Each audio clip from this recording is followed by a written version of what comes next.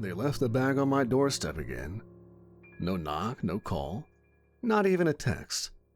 Just a sealed white cooler sitting there like a corpse waiting for processing. Condensation beaded on the plastic casing, breath fogging like the early night around it. I stared at it for a long minute before I brought it inside. The straps were new, tight, military grade. Contents sloshed when I lifted it. That faint, unmistakable weight of blood bags shifting around inside. 4 liters, give or take. Bare minimum. Inside, I dropped it on the counter and clicked the lid open. Ice packs nestled against vacuum-sealed medical bags stamped with type, lot number, and some coded garbage that probably meant something to the lab tech who tapped these veins dry. I pulled one out. It was O negative, universal donor. Clean, too. No trace of drugs or liver rot. That was the benefit of the contract. The outfit didn't want me hunting unless they said so, and they knew if I got hungry enough, I'd start slipping. The blood came regular, tasted like tap water and moral compromise. I tore the corner with a knife and poured it into a tumbler I didn't use for anything else. Drank it cold. That first sip burned, not from temperature, but from the part of me that still hated needing it. I closed my eyes as it went down. Metallic, thick, and quiet. Better than feeding off of some degenerate gasping on a filthy bathroom floor, but not by much. Just cleaner. When the tumbler was empty, I rinsed it and went back to the cooler. Beneath the blood bags, under another layer of ice packs, sat the real reason they'd come. Manila folder, standard issue. Black elastic strap keeping it shut like it held something alive. I peeled it open at the kitchen table under the yellow hum of a single hanging bulb. The report was brief. 3 pages. Sparse on detail, heavy on implication. 3 bodies, 3 nights in a row. All within a 10-mile radius along the southern Appalachian Trail system near a place that barely counted as a town. Mountain folk, logging roads. No cell towers, no traffic cameras, no nosy reporters. Perfect a hunting ground if you were the type of thing that didn't want to be seen. The first victim had been a solo hiker, male, mid-30s, found disembodied half a mile from his tent. Second was a couple who lived in a trailer off the grid. Neighbors heard screams, then silence. Cops found pieces of them the next day. The third was a woman in her 60s. Lived alone in a cabin the sheriff described as a damn fortress. Didn't help her. Her door was torn off its hinges, claw marks on the walls, bones cracked open like chicken legs. I didn't need the file to tell me what it was. The pattern was clear. Wendigo. Old one, maybe. Full turn. They start subtle, feed fast, hide the kill, hole up. But eventually, the hunger gets worse than the fear. And when it does, they stop being cautious. This one had already crossed that line. There was a small photo attached. Grainy, low-res trail cam footage. Just a blur of pale limbs and eye shine in the dark. Looked like a deer standing upright at first glance. Looked wrong when you stared at it. Too long, too lean. All bone and teeth and hunger. The last page had a simple note, written in clean block print. Contained before civilian media interest. No backup available. Supply replenished. Good hunting. No name, no signature. Not that I expected one. The outfit didn't like getting personal. They didn't want to know me, didn't want me to know them. It kept things clean. I leaned back in the chair and stared at the ceiling for a few seconds, feeling the blood settle into my veins. Oh, I could already feel the edge smoothing out. My senses sharpening, pain fading, vision crisp. The window across the room showed nothing but my own reflection in the streetlight outside. No movement, no neighbors watching. Nobody ever noticed this place. That is why I kept it. I got up and started packing. It didn't take long. Weapons went in a hard case: 2 silver-edged hunting knives, an ashwood stake, a snub-nosed revolver loaded with hollow points, half silver, half iron, and a thermos of blood. Old habits. A fire starter went in the side pouch, along with gauze, sutures, and a roll of duct tape. I swapped my worn leather coat for the heavier one. Reinforced lining, more pockets. Black as sin and just as subtle. Gloves in the inner pocket. Night vision lens in the right side case, flashlight in the left. By the time I locked up, the cooler was empty, and the night had thickened into full silence. The kind of silence that made prey nervous. I climbed into the car, turned the ignition, and pulled out of the alley without headlights. The GPS was already loaded.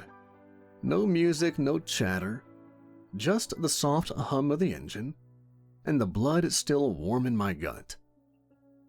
I didn't know the name of the town I was heading toward. Didn't need to.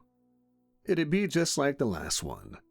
Woods, fear, death, and something waiting in the trees that thought it was the apex predator.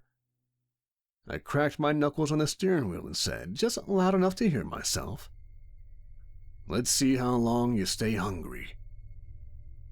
The road out of the city bled into the hills like a wound that didn't want to close. I kept the headlights off for the first 10 miles, rolling slow through the industrial sprawl and blacktop rot, until the last streetlight gave up behind me. After that, it was just the hum of the engine, and the kind of darkness you didn't see so much as feel.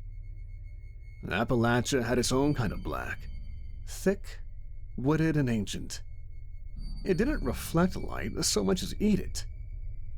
I'd been through that part of the country before. Not this exact ridge, but they all felt the same when you got close enough to the bones. The roads narrowed, the air changed. You felt watched. Not in the way city people do, with paranoia or pride, but in a quiet, primal way. Like the trees were older than God and didn't take kindly to visitors. I kept one hand on the wheel, and the other near the gear bag on the passenger seat. The thermos of blood I'd worn before I left sloshed in the cup holder. I hadn't touched it yet. Didn't need it, not yet. The GPS was a joke this deep out. The signal kept dropping in and out, but I'd memorized the kill zones from the file. The first body had been found on a hiking trail near a defunct ranger station. The second deeper in. The third was right on the edge of private property. An old woman living off the grid, torn out of her own locked house. 4 kills, 3 nights. No pattern beyond escalation. That was textbook. That was warning. I'd hunted 2 Wendigos before. The first one was in Oregon. Young, fresh, and stupid. Still clung to the pieces of the man it used to be. I caught it trying to warm itself by a fire, and took its head clean off, and burned it before the brain even stopped twitching. The second one was older, deep in Alberta. It didn't speak, didn't run, just lunged out of a cave at 60 miles an hour and shattered my left femur like a chicken bone. That fight took hours. I burned the body with my own broken leg, splinted to a tree. Passed out after. Woke up with wolves sniffing around the ashes. They're not clever, Wendigos, but they're not dumb either. They're animals. Apex predators built from famine and instinct. The older they get, the more that instinct sharpens into something cruel.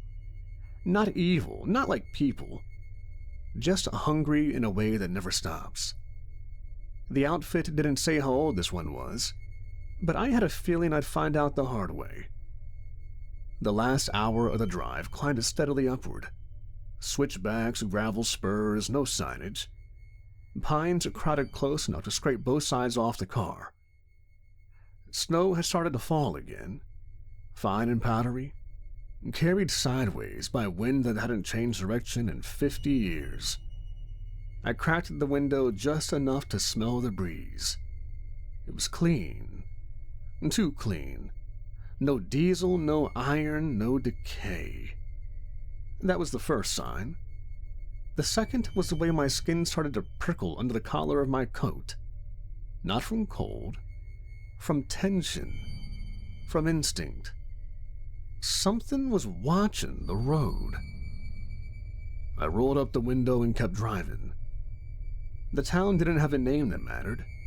It wasn't a real town, just a cluster of buildings where people happened to stop leaving. I passed a gas station that hadn't been open in 10 years, a church missing half its steeple, and a general store with the windows boarded up from the inside. There was a diner, too. Lights off, no cars in the lot. No one was walking. No dogs barking. Dead quiet. I parked behind an abandoned supply shed 2 blocks off what passed for Main Street and killed the engine. Let the silence stretch for a minute. Nothing stirred. Not even the wind. I stepped out, boots crunching in the snow. The air bit into my face, dry and sharp and clean enough to cut. I could smell old blood in the breeze. I popped the trunk and geared up fast, knives sheathed, silver loaded, careful not to touch my bare skin. A fire starter tucked inside my coat. I didn't bring the revolver out yet. Too soon. I wasn't ready for loud. The snow came down harder as I crossed out of town and headed into the trees. Time to see where the bastard left his mess. The trailhead was half a mile out of town, marked by a split log sign faded to near nothing and buried under 2 inches of snow. The state used to maintain the path. Now it was just bones and roots. A few reflectors clung to the trees like half-forgotten prayers. I hiked in silence, keeping low, eyes forward, ears open. No animals, no wind. The snow absorbed every sound like insulation. Even my footsteps felt muted. That wasn't natural. About 300 yards in, I got what I was looking for. The kill site wasn't marked, but I didn't need tape or flags to find it. I could smell it. Blood had a signature. Fresh was copper and adrenaline. Old was iron and rot. This had both. Violence layered on top of decay. The snow was disturbed in a wide circle, kicked up in a panic that ended in silence. Branches overhead were broken. Something had dropped down from above, hard enough to split a tree. There was a crater of red near the center, frozen, dark, soaked deep into the dirt below. Claw marks gouged through bark 6 feet up the trunk beside it. Not defensive wounds, not hesitation. These were from something bracing itself, digging in for the kill. I crouched low, brushed snow aside with a gloved hand. The tracks were there. Bare feet distorted. Toes too long, heel too narrow, space wrong. It walked like a human and didn't. The stride was off, heavy on the ball of the foot, fast. I let my senses out, carefully like peeling off a scab. The world sharpened. Cold hit harder. Scents grew dense. The blood sang in the dirt. Old fear, muscle torn from bone, meat exposed to air too long. The Wendigo had stayed here for a while, long enough to feed slow, long enough to savor. I could feel the echo of it in my chest, that dull throb beneath the ribcage. Not hunger, not yet. I stood and looked up. The trees were thick, but not impassable. The canopy was broken in places. It moved above ground when it wanted to. That explained the second kill. The couple in the trailer. It had dropped onto the roof and tore it open like a tin can. I swept the area for exit tracks. Found them heading north, deeper into the ridge. The direction didn't matter, it would change. These things didn't have layers. They moved like weather, but for now that was its path. I followed for a bit, slow and measured. Didn't push too far. I wasn't here to corner it in the dark, not yet. I was here to learn. An hour later, I circled back toward a rock outcrop that offered decent cover and line of sight to the kill zone. I'd use this as my stakeout point, close enough to strike, far enough not to die first. I unpacked what I needed: the silver wire, motion wards made from crow bones and ash, an old hunter's charm stitched into leather and sealed with wax. I didn't believe in half the things I carried, but the ones I did believe in, I believed in them completely.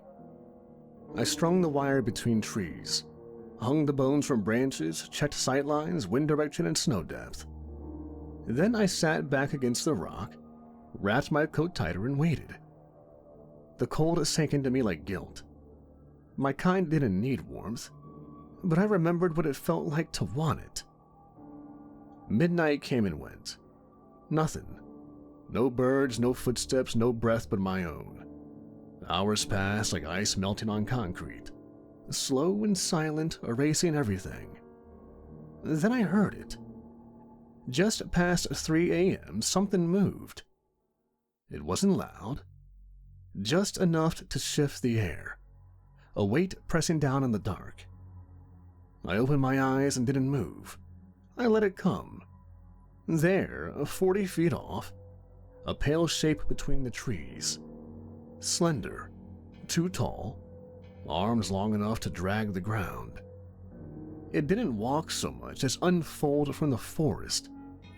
Bones poked at the skin from beneath like knives trying to break out. Its mouth hung open in a dry scream, but no sound came. The eyes burned like frostbite, glassy and white with pupils like slits. It saw me. Or maybe it didn't, maybe it just smelled me. I didn't blink, I didn't breathe. It tilted its head slow like a puppet caught on a string. Then it moved. Fast. 1 second it was staring, the next it was lunging. I rolled hard right and came up with the blade in my hand. Silver edge 6 inches under hand grip. It missed me by inches. It slammed into the snow with a sound like butchered meat. I slashed and hit ribs. The knife sparked off bone. It shrieked. The sound wasn't natural. It was static and suffering, like wind through a dying throat. It raked claws against my side, tore through coat and skin. Hot blood hit the snow. I dropped to one knee, pivoted, stabbed again and missed. It clipped my shoulder on the way past, fast as a nightmare. Then it was gone. The trees swallowed it. The silence fell again. I staggered back to the rock, gripping my side. The blood slowed, but it hurt. Not deep, but angry, and my coat was shredded. I sat in the snow, breathing through my teeth, and said nothing for a long time. Then finally I muttered, "All right, so you're fast. Let's see how you handle fire." I peeled off my coat once I was sure the bastard was gone, and checked the wound along my side. 4 clean slashes, deep enough to sting, shallow enough not to kill. It would heal, but not until I fed again. Problem was, I didn't have enough in me for a proper fight. The last bag was gone, and animal blood didn't do much more than keep the lights on.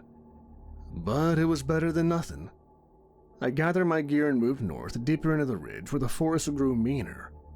The snow came harder now, flakes slicing sideways in the wind, stinging my face like thrown glass. My boots sank deep in the fresh powder, masking any sound I made. That helped. I wasn't hunting the Wendigo anymore. Not tonight.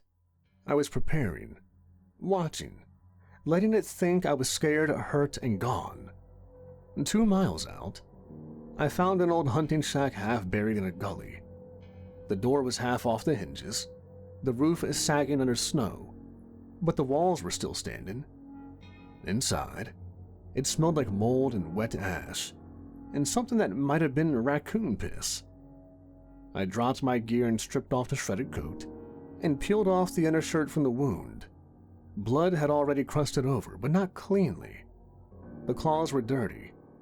Infection wouldn't kill me, but it'd slow me down. I sat for a while and listened. Snow falling outside, wood creaking, no footsteps, no breath but mine.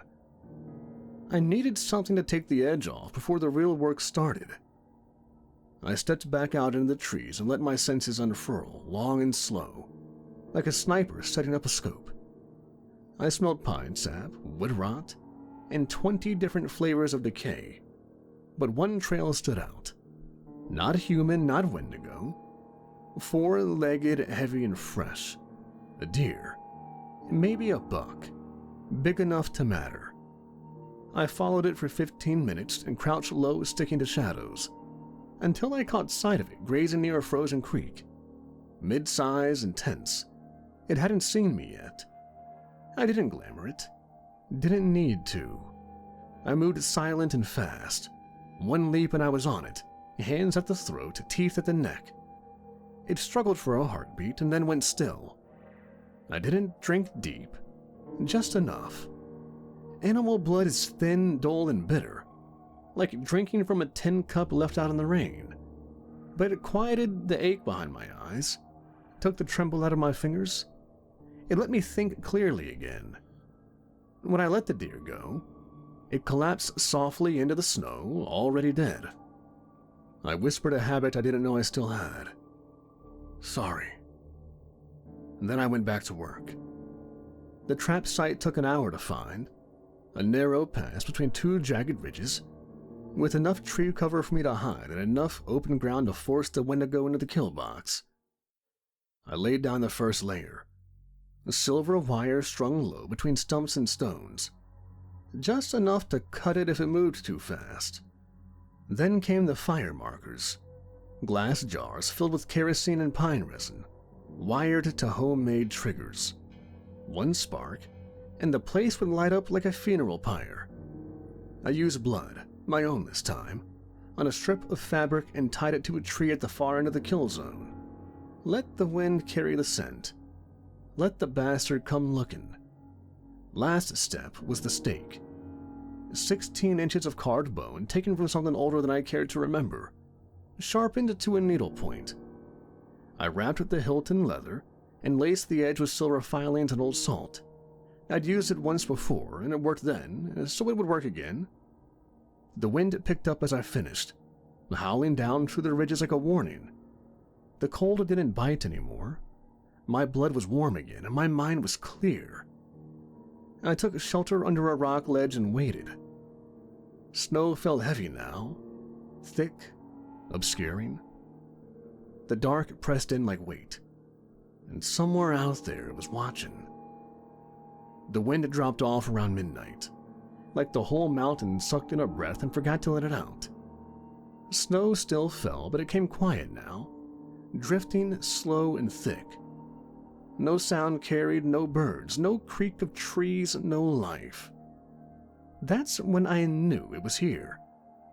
I stayed still under the ledge, half covered in drift and shadow, every nerve strung tight. I didn't need to see it yet. I could feel it. The air changed when a thing like that came near, got heavier, like the forest itself was bracing. Then it moved. A flicker at the edge of the clearing, long limbs shifting just beyond the tree line, pale against the dark. Not skulking now, not hiding. It knew I was there and it remembered me. It stepped into the clearing slowly, like it owned the ground it walked on. It was taller than before, at least 8 feet, maybe more. Gaunt and starved looking, with skin stretched tight over jutting bones and joints that bent just wrong. Its ribs flared outward like a cracked cage, spine arched and twitching. And its eyes, those hollow, burning things, locked straight onto mine. It opened its mouth and hissed. Sounded like wind through broken glass. I waited until it crossed the first tripwire. The silver caught its ankle and snapped shut like a snake, searing into flesh. It screamed high and wrong and lunged forward, straight into the second line of traps. One of the fire jars burst, igniting a tree in a column of flame. The clearing lit up in orange and shadow, smoke rising fast. I was already moving. I came from the flank low and fast, bone blade in one hand, silver knife in the other. It turned just in time to block me, claws raking through the air with enough force to split a man in half. I ducked, slashed upward, and scored a line across its chest. Black blood spilled onto the snow, hissing like acid. It backhanded me into a tree. The impact cracked something in my shoulder and knocked the wind out of me. Not that I needed to breathe, but the pain still hit. I rolled and came up swinging just as it pounced. We met in midair. It slammed into me, claws digging into my coat, snapping through leather and flesh. I sank the bone blade into its thigh and twisted hard. It shrieked and threw me down, but I rolled with it, carving another line across its gut as it went. Snow flew, fire roared, and the clearing burned around us. It came again, all limbs and teeth and fury. I took the hit, let it tackle me to the ground, used the momentum to flip it over, and drive my knee into its gut. It clawed at my face, caught the edge of my jaw, and blood ballooned warm down my neck. I didn't feel it, not then. I brought the knife under its chin and shoved. The silver burned as it cut. The thing howled and tried to twist away. I held it fast. It bit down and caught my forearm between those needle teeth and clamped hard. Bones cracked and my vision went white. I screamed through clenched teeth and headbutted it square in the face. We staggered apart, both bleeding, both shaking, snow blackened with gore. I could feel the hunger rising now. The pain, the blood loss. It lit up every nerve in my body. My vision narrowed, a heart pounding in my ears. My fangs dropped without asking. The part of me I kept chained up howled from the inside, hungry for the thing's blood, the kill, the chaos. It stumbled, dropped to one knee, breathing ragged. I could finish it. Right now, rip its throat, drink deep, take back everything it stole? My legs shook with the need. I stepped forward, then stopped. No. That's not my code. Not this thing, not like this. I reached down and grabbed the bone stake. The Wendigo looked up at me, lips pulled back, broken teeth bared. No words, just hate, hunger, and rage. I drove the stake through its chest. It shrieked like the world ending, twitched once, twice, then went still. The flames continued to eat it. It caught up its legs first, old blood burned hot and fast. Flesh curled and peeled. It didn't scream again. I watched until there was nothing left but ash and bone and the stink of burning snow. Then I staggered back to the rock, dropped to one knee, and let the silence close in. I couldn't feel my arm. The bite had gone deep, my coat was shredded, blood freezing in the fibers. The fire crackled in the dark like laughter I didn't want to hear. The hunger was still there, coiled under my ribs. But I'd won, this time. The fire burned low by the time I finally stood up. The Wendigo was long gone. Blackened bone, cracked skull, the last curls of meat blistering off its ribs. No more screams, no more wind, just smoke and snow and the faint hiss of wet wood trying to catch. I watched until I couldn't smell the thing anymore. That mattered. Wendigos stink when they die, like rot soaked in pine sap and left to stew. That stench lingers, and this one was clean now, burned to its name. I turned away and started walking. My coat clung to me in frozen layers. Blood crusted at the collar, shoulder torn, arm half useless. The bite on my forearm still throbbed, raw meat under shredded skin, but it was clotting. My body would fix itself slowly. The animal blood in my system was enough to keep the cells working, the pain dull and the hunger quiet. Not gone, never gone. Just quiet. The forest had changed, subtle but real. The pressure that hung in the trees all night had lifted. The snow fell soft again, natural. No more watching eyes, no more creaking branches waiting to snap. The land had exhaled as if it knew the thing was dead. I reached my car just before sunrise. It was half buried in powder, engine coated in ice crystals. I brushed snow from the door, opened it, and slid inside. The cabin was cold enough to keep fog in my breath. The seat creaked beneath me. Every muscle in my body ached. But the thermos was still in the cup holder where I left it. I unscrewed the cap with stiff fingers and brought it to my lips and drank. Warmth slid down my throat and settled into my stomach, curling around the ache in my bones. My shoulders relaxed a notch. The tremble in my hands slowed. My vision, which had started to fog at the edges, cleared again. With this human blood, my body quickly began to mend itself. I leaned back my head against the seat and closed my eyes. For a second, just one, I let myself be still. No weapons in my hands, no claws at my throat. Just me, alone in the dark, surrounded by silence and falling snow. Then the phone buzzed. I sighed and reached into my coat and checked the screen. Kill confirmed. Cleanup crew en route. I exhaled slowly through my nose. Relief, muted and short-lived. They'd scrubbed the scene, no questions asked, no trace left. They'd burn what I didn't. Bury the rest under paperwork no one would ever read. Just another night erased. I set the phone down at the console, reached for the thermos again, and started to lift it. My phone buzzed again. Another message.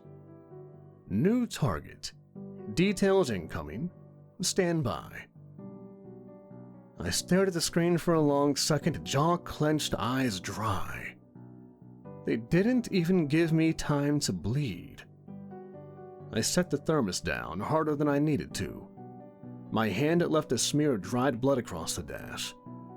I wiped it with my sleeve and leaned back again, eyes on the ceiling. Figures. That's the deal. No medals, no rest. You don't punch out at this kind of work. You just keep going until you run out of body parts to throw at the next thing. I grabbed at the bite of my arm, already healing, flesh knitting back in slow, painful pulses. Another notch in the ledger.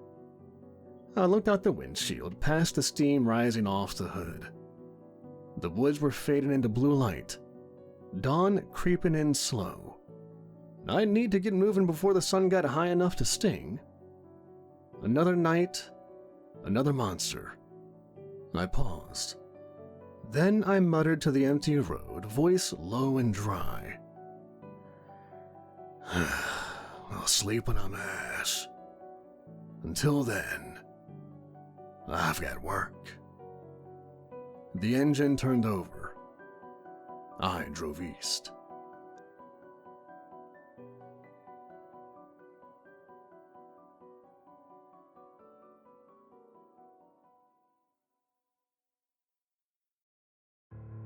Some of you may ask why I do this.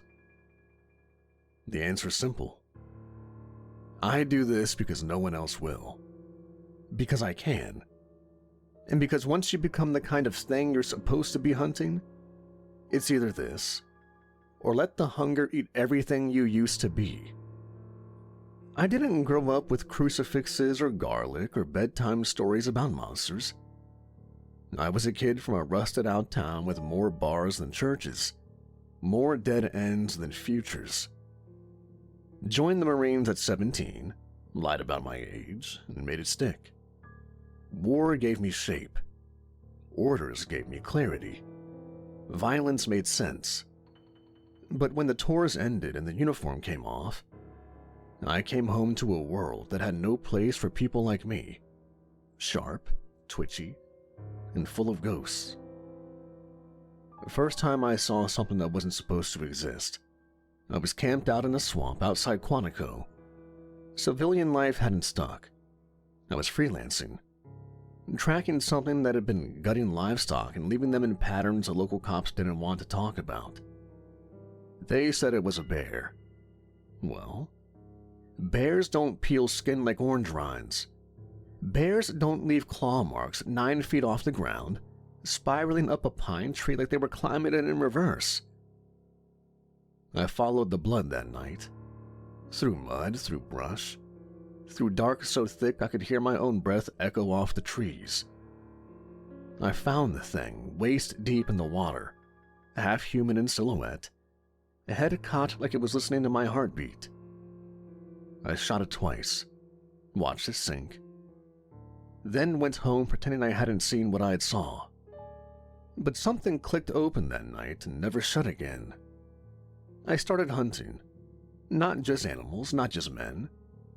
Monsters. The kind that don't fit into your polite little world. I tracked them through bayous, deserts, frozen forests. Found their patterns, learned how they moved, how they fed, how they killed. I got good. Too good. It even teamed up with the group for a while. I found this case about a skinwalker while overhearing something tearing up cattle one night while trying to drink my cares and memories away. Decided to check it out that night, and halfway through tracking it, I came across 2 other men and a woman on the outskirts of the ranch leading into the woods. It didn't take much talking to figure out we were after the same thing. We took out the skinwalker together later that night with ease. We all worked together well for quite a while. Then I made a mistake. Went out alone one night. Thought I could handle this by myself. It was in Pennsylvania. Cold.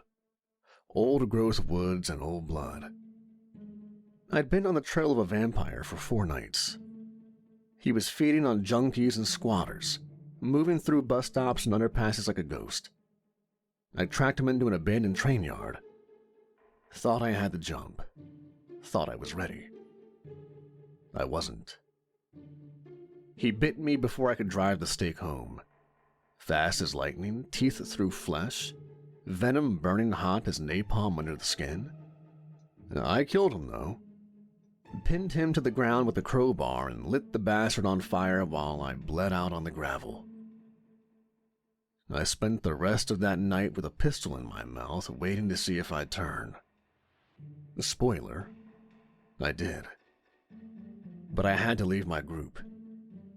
Didn't trust myself around them and didn't want them to have to make the choice. The choice between killing their new friend to uphold their code, or ask them to go against everything they believe in and let me live. I turned, but I didn't die. I didn't run. I didn't let it win. I locked the hunger down like a rabid dog and taught myself to live off scraps. Criminals, killers, drug addicts. People the world was better off without. I only take enough to stay upright, never more. Never innocent. That's my code. It's the only thing between me and the thing I could be. Now, I live in a box of concrete and steel down by the river in Cleveland. An old warehouse turned ghost condos that never sold. The heat doesn't work half the year. Not that that matters to me. My blood runs cold. Windows are blacked out, doors steel reinforced. The fridge holds blood bags when they show up on time and whiskey when they don't. Weapons under the bed, under the sink, behind the cabinets. I've got a cot, a desk, and a chair I never sit in. The only decorations are scars. The people who keep me fed, the outfit, or whatever they call themselves now, they don't talk much, don't visit. Just send contracts and blood bags. When something slips through the cracks, when a nest stirs or a cryptid starts picking off tourists, or something older claws its way from a hole in the world, they send me a file, a blood bag, and a time limit. No fanfare, no backup. And a decent sum of money once the cleanup crew arrives and confirms the kill. But they only send me and me alone. Because I'm not a soldier anymore. Not a man, but a monster. I'm the thing they send in when everything else has already failed, or it's too dangerous to send anyone else in the first place. So, when you ask why I do this, and wonder what the hell keeps someone like me going, it's not revenge. It's not guilt. It's not some sad attempt at redemption. It's control. Because the second I stop hunting the true monsters, I'm afraid I will start becoming one of them. The outfit left the cooler on my doorstep again. Always the same way. No knock, no text, no voice on the other end of the line. Just that white insulated box like a corpse waiting for identification, half frozen, humming faintly in the morning chill. It sat in the shadow of my door like it had grown there overnight. The smell hit first. Even through the sealed lid, through the chemical barrier and triple-sealed liner, I could smell it. Not like food. Not like blood in a hospital or a wound. This was cleaner, sharper. A private scent only people like me could register. Like copper, raw power, and guilt. I brought it inside and set it on the kitchen counter under the buzzing light that made everything in my apartment look jaundiced and sick. My boots tracked in salt from the sidewalk. The city was still frozen outside. Cleveland in full February coma. But in here, it was always cold. Even when the radiator bothered to cough up heat. I popped the latches. Ice smoke curled out. 4 blood bags, medical grade, tagged and coded. 1 envelope. And tucked beneath the plastic liner in a wrapped foam sleeve was something I hadn't seen in a long time. A steel flask with a sigil etched into the cap. Clean, angular, minimalist.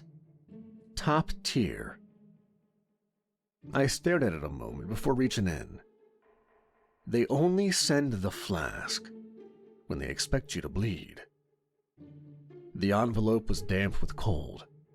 Standard yellow manila, sealed with a black wax stamp. I broke it open and skimmed the printout inside. Black Hollow Correctional Facility, West Virginia, Appalachian region. Nest confirmed. 6 fatalities. Site dormant 20+ years. Survey crew entered 48 hours ago. 1 survivor died in hospital. Torso trauma. Cranial bite wounds, multiple fractures. Cryptid classification. GHX5. Suspected ghoul nest. Total infestation? Unconfirmed. Local authority investigation delayed for 72 hours.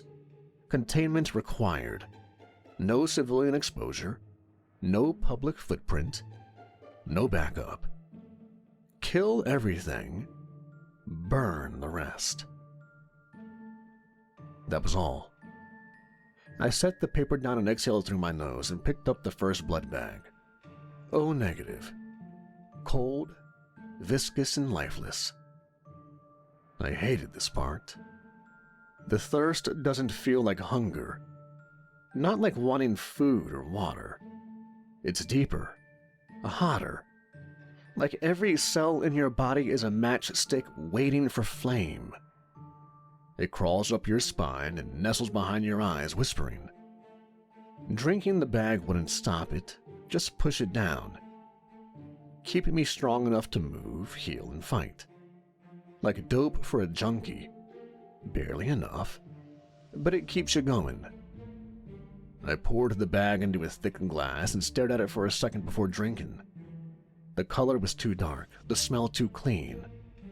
Like blood that had never been in a real body. Sanitized suffering. I sipped it slow, even though I wanted to crush the glass and drink it straight from the bag with my hands. That's the thing about control. It's not about what you want. It's about what you don't let yourself have. I drank half, just enough to wake everything up. Muscles tightened, pain faded. The wound on my shoulder from a week ago finished sealing itself without fanfare. I left the other 2 blood bags in the fridge next to a bottle of cheap bourbon and a handgun wrapped in butcher paper. Then I geared up. The case under my bed clicked open smooth and silent. Inside, knives, firebombs, thermite, a compact shotgun I hadn't used in 6 months, 2 sonic grenades, and a roll of silver wire that I can only touch while wearing gloves, and a pair of matte black 9mm pistols with screw-on suppressors and 3 full magazines. Subsonic, armor-piercing, 0 flash. I checked the seals on the mags, chambered a first round, then slid the pistols into twin leather shoulder holsters. I didn't wear them often.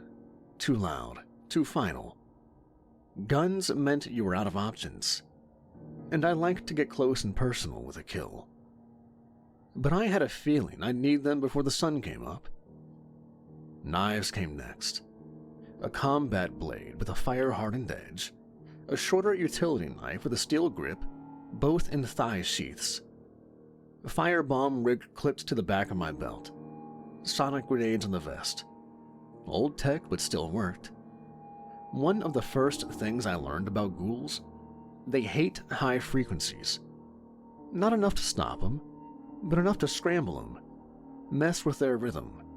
That gives you openings. Openings make kills. I threw on the heavy coat, black canvas reinforced, flame retardant lining, 6 inner pockets, then my boots, gloves, and the works. Last, I slid the flask into the chest pouch just above my ribs. It felt heavier than it looked. I didn't open it. Not yet. That was for when everything went wrong. When the knives were gone, the guns were dry, and I was bleeding out on a floor that smelled like rot. I hoped I wouldn't need it. I always hoped. The drive took 6 hours. I rolled out of Cleveland just after sundown, windows blacked out, a special tent to keep gorgeous but deadly sun away when I needed to drive during daylight hours.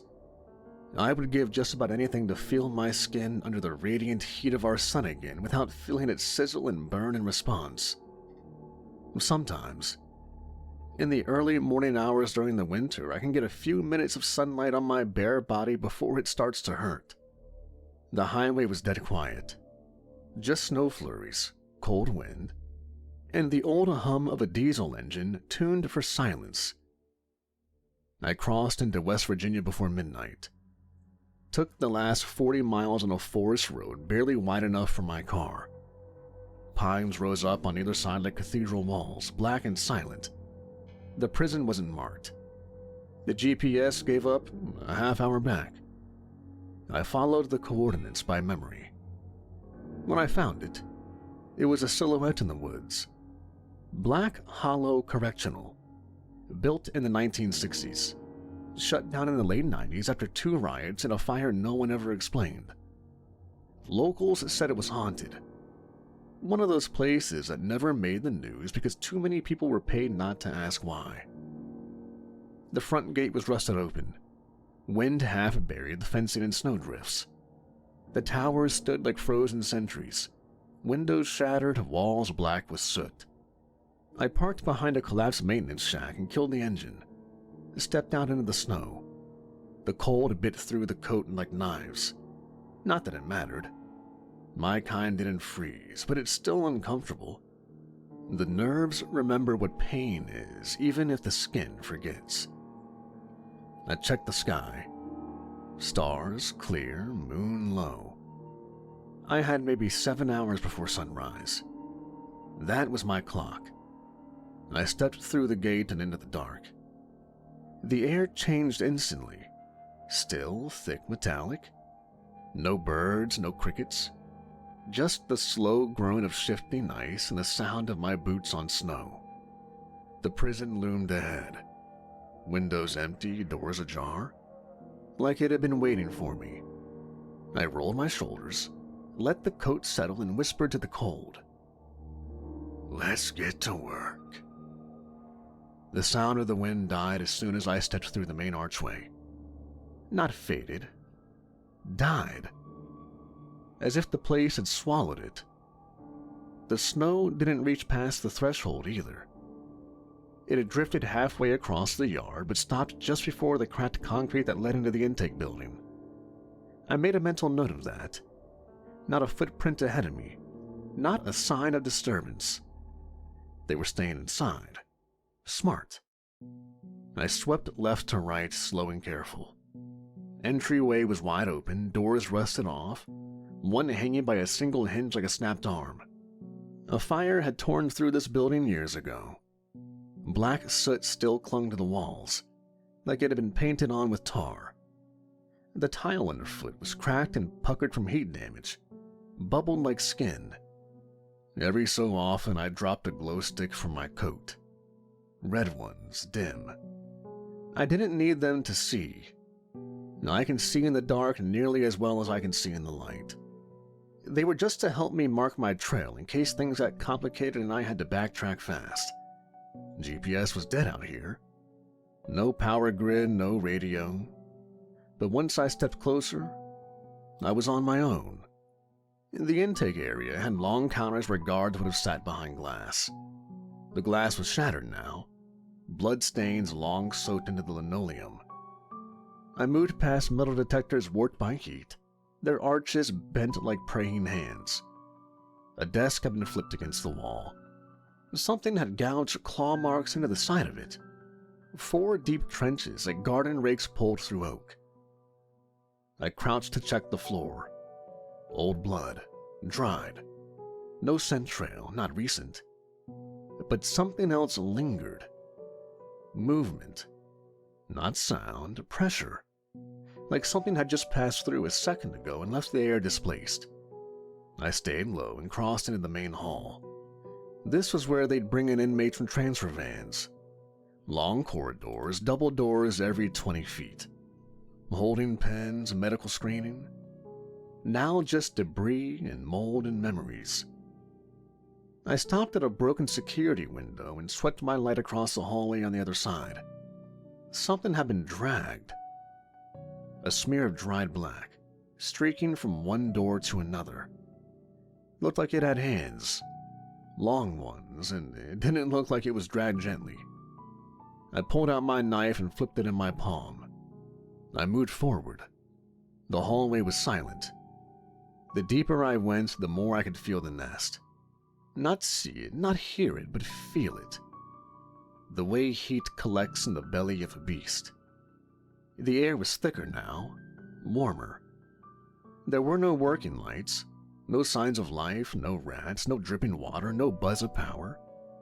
But something was alive. Something was aware of me. I reached a set of locked double doors, busted the latch and pushed them inward. Behind them, the prison opened like a lung. The outer yard was ringed with multiple buildings.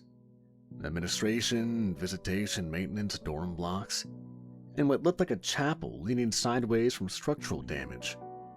Above, the sky was a thin strip of stars and low cloud, boxed in by towers and razor wire. The snow here had fallen hard, collected in corners, but the middle was churned up. Fresh movement. My boots sank into slush as I crossed the yard. I moved fast, low and quiet, sticking to the dark edges. No lights, no eyes. Then I saw it. Just for a second. A figure darted between 2 buildings, hunched and fast. Too fast for a man, too low for a dog. No sound. Just the shadow flicking past like a bad thought. I crouched and waited. Nothing followed. I didn't chase. That's what they wanted. Ghouls are pack hunters, you see, and I'd seen that game before, and I wasn't here to play it. Instead, I moved along the edge of the admin building toward what used to be the infirmary. The doors had been blown inward, maybe by fire or some ancient riot. Inside was pitch dark. The stink hit me before I crossed the threshold. Rot. Old, wet, feral rot. The kind that didn't come from a body. The kind that comes from a dozen bodies left in the dark to melt into each other. I slipped inside. My boots stuck to the floor in places. Not blood. Grease. Human grease. Fats broken down by time and heat and something else. I dropped another red stick, and then I heard it. Breathing. Not human, not steady. A snorting, half-gargled rasp from deeper inside the room. 2 sets. Wait, no. 3. One behind a cabinet to my left, one in the corridor, one overhead in the ceiling grid. They were waiting. I backed up slow. No sudden moves, no noise. My hand hovered near the sonic grenade on my belt, but I didn't want to use it yet. Not unless I had to. The moment I did, I'd lose stealth. That blast would bring the whole damn nest running. So instead, I slipped back out the way I came. I circled the perimeter one last time, counting windows, mapping doors, and checking how many exits were actually usable. I saw 4. I'd probably be sealing 3 of them with fire before this was done. When I crossed the yard again, snow had started falling fresh. Just a dusting, no wind and no sound. I looked back at the empty facade of the prison and just saw the faintest shimmer of eyes in one of the windows, low to the ground, just watching. And then I slipped through the service entrance and vanished into the dark. The door groaned as it shut behind me. Metal warped by time, hinges swollen with rust. It sealed me inside like a coffin lid. The silence on the other side felt final. Inside, the air pressed in, stale, moist, dense with mold and something else. This wasn't the sharp sting of decay. This was the sweet, wet heaviness of things left in secret. Blood baked into brick. Meat that never saw daylight. My boots whispered across the tile. The glow stick in my hand painted the hall in a soft, barely seeable red. It flickered over cracked plaster, exposed pipe. Prison signage curled from moisture. A sign read, "Inmate intake, medical holding, admin strip bay." I moved down the hallway, sweeping the corners, pulse steady, heart flat. I'd walked war zones quieter than this. And that wasn't the worst part. The worst part was that I could feel them. Not see, not hear, but feel. Like a low electric charge in the concrete. Like the whole prison was wired with their heat and hunger. I passed a doorway marked evidence. Inside was just a wrecked office. File drawers overturned. Floor littered with yellow paperwork and half-melted plastic bins. A couple of teeth in the corner. Farther in, I found what was left of the survey team. The room had once been a processing bay. Chain link cage on one side, a desk on the other, built for searching prisoners before entry. Now it looked like a butcher's freezer. Blood soaked the walls and long arterial fans. A crushed flashlight lay under a boot. No foot in it. Just the boot. A shredded jacket with the survey company's logo on the sleeve hung from a steel hook like laundry. There were 6 of them, the report said. I counted 4 torsos. One still had its head. The rest were in pieces. Arm folded under a desk as someone dropped it while running. A foot near a back wall. One of them had been dragged up the chain link fence and left there, impaled on a rebar spike. Bite marks at the ribs, skin gone from the neck. I crouched and scanned. No drag trails out of the room. No movement past the kill zone, which meant this had been fast. Ambush and precision. Ghouls tend to be smart like that. When they're feeding, it's a frenzy, but when they're stalking, they're surgical. I heard a floorboard creak. Not under me. Above. I killed the glow stick and melted back into the shadows, breath shallow. The sound came again. Slow, deliberate footfall on warped old wood. Not pacing, not hunting, but tracking. I held my breath and waited and listened. The boards groaned once more, then fell silent. I counted 5 seconds, then 10, then moved. I crept through a broken partition and down another hallway. This one narrower, tighter, hemmed in by storage lockers and collapsing ceiling tiles. I was halfway through when I felt the rhythm change. I turned. There it was. First one I'd seen clearly all night. It crawled out of the ceiling panel like a spider, slow and deliberate. Long limbs, famine thin, skin gray stretched like tarp over bone. Eyes wide and white, no pupils, glowing faintly in the dark like fungus. Its fingers splayed like claws, each knuckle bending wrong. Mouth parted slowly, teeth needle-sharp, black with old blood. It didn't lunge. It studied me. And behind it I saw more movement. Shapes crawling along the ceiling beams, backs arched, limbs contorted. 3 of them. A pack. They hadn't expected me to spot them this early. I could tell by the hesitation in their posture. They were waiting for me to make the wrong move. I gave them nothing. I stepped back, slow and measured, and pulled at the knife from my thigh sheath and lowered my stance. The first one dropped down like a spring. Fast, silent, a blur of gray and hunger. I met it mid-charge, pivoted on my heel, and drove the blade up through the underside of its jaw. The steel punched through soft palate and brainstem, pinning it to the tile. It let out a wet rattle and jerked twice before going still. The other 2 came immediately, one low, one high. I ducked first, caught its arm, and used its momentum to throw it into the lockers. The second landed on my back, claws raking across the coat. I felt one pierce through and dig into muscle. I rolled backward into the wall hard. The thing shrieked and loosened just enough for me to drive the knife backward into its thigh. It screamed again louder this time. Bad move. That scream would carry, like a beacon, a signal for the others. I wrenched the knife free and shoved the creature off. The one I'd thrown into the lockers was already climbing back up, bones snapping into place like dislocated marionette strings. I kicked it in the chest and slammed the sonic grenade into the floor. Didn't pull the pin down, not yet. Just a warning. The ghouls hissed and recoiled. One of them scrambled back into the ceiling, hissing like a wet cat. The other twitched his head, then retreated in the opposite direction, limping. I was breathing hard. My shoulders stung. One scratch across the back of my ribs felt deeper than it should have been, but I was still up and still armed. Still quiet. I crouched beside the one I killed. Brain spiked clean, no twitch, no regeneration. Dead. I checked my surroundings again, then whispered down to it.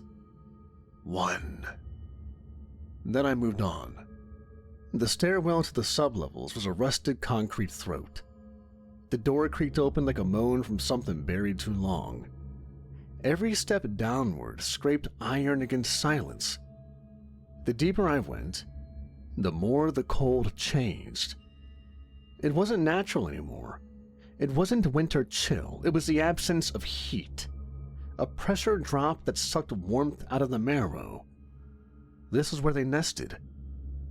Old solitary confinement, infirmary overflow, intake storage sealed off when the prison went dark decades ago. I hit the landing and waited. 1 breath, 2. Then I cracked a fresh glow stick and tossed it down the corridor. It lit nothing but dust and mold.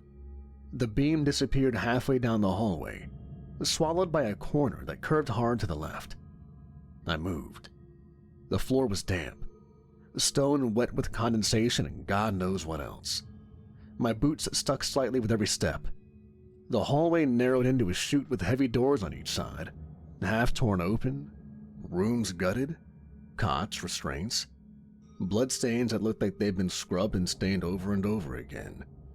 A facility built for cruelty. It had never been clean, and the ghouls had just made it worse. I passed a shattered mirror bolted to the wall. For a split second I caught my reflection. Pale, Blood smeared on my collar, eyes too sharp, too cold. Like something halfway between man and revenant. I kept moving. The corridor opened into a larger room. Some kind of morgue or cold storage.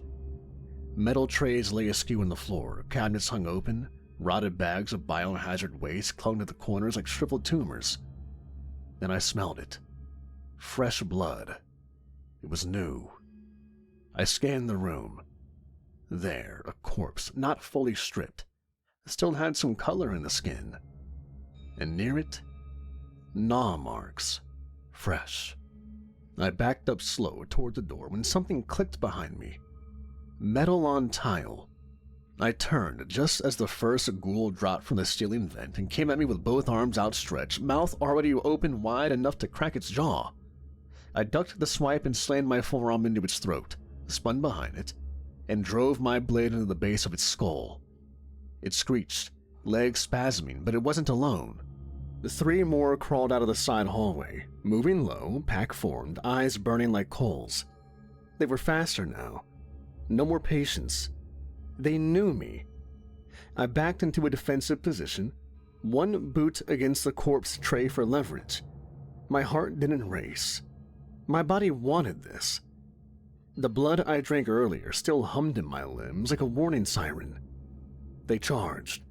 The first one came high, claws flashing. I pivoted and caught it with the heel of my boot straight up to the knee. It buckled sideways and I planted my knife through its temple, ripped it out, and spun with the momentum to catch the second. Too slow. Its claw scored across my side, cut through the coat, the vest, into my skin. I grunted, shoved it back with my elbow, and smashed its jaw with the hilt of the knife. The third leapt from the side and slammed me into the wall. My vision popped black and white. The knife clattered from my hand and skidded across the tiles. It hissed, breath hot and full of stink. Then it bit. Not deep, not through. My coat held, but the pressure cracked ribs. I grabbed its throat, slammed its head back into the wall twice, 3 times until the stone cracked. It let go, dazed, and I found the backup blade on my ankle. I rammed it through its eye. It twitched, then stopped. My side screamed with pain. I could feel blood soaking under the vest. Not fatal, but bad. The coat stuck when I moved. I could feel the wound pulsing with every heartbeat. One ghoul was still alive, crawling, half dead, jaw broken and hanging. I walked over, stepped over its neck, and drove the blade into its spine. I retrieved my primary knife and staggered back against the wall, breathing hard. Blood loss wasn't critical, but it was cutting into my edge. My muscles burned. The fever under my skin was starting to return. That subtle rising thrum that said feed or fall. Not yet. I scanned the room again. Fast kills, but too loud. The fight had echoed down the hall like a dinner bell. The nest knew I was here, knew I was hunting, and I was running out of time. I limped toward the next hallway. The floor sloped down. A stairwell choked in vines and darkness opened ahead. The deeper I went, the more I felt the heart of this place pulsing. Still miles from dawn. Still too many left. I found shelter in what used to be a laundry room. A steel door still hung intact, bolted from the inside. No ghouls had clawed it open yet. The small victories you learn to appreciate. I barred it, stacked a washer and a supply cart against the frame, and sank to the floor. The pain wasn't unbearable, not yet, but it was sharp enough to remind me that I wasn't a god. If I don't have an active supply of blood, I can only heal but so much. My ribs ached with every breath. One arm had started to stiffen from overuse. Adrenaline only lasts so long. I sat back against the wall and let my eyes adjust to the dark. Cold metal behind me. The smell of lint and old bleach hung in the corners. Above that, the rot of meat and sour stink of damp walls and gnawed bone. I'd been in worse places, but not by much. I took stock. 2 knives, 1 backup blade chipped, a half-dead sonic grenade that might or might not trigger properly. The firebomb rig was intact, though the igniter had taken a hit. I still had my 2 9mm with 2 extra mags. I hadn't touched my pistols yet. That was still the line. Still the part of me that thought maybe I could keep this quiet. Kill these ghouls here and there without waking every single one and bringing them all to me at once. That illusion was gone now. They knew I was here. I'd spilled blood and made noise. They were hunting in patterns. I'd seen the coordination in the last fight. Packs circling wide, forcing me into corners. They were waiting for a mistake. A limp, a lapse.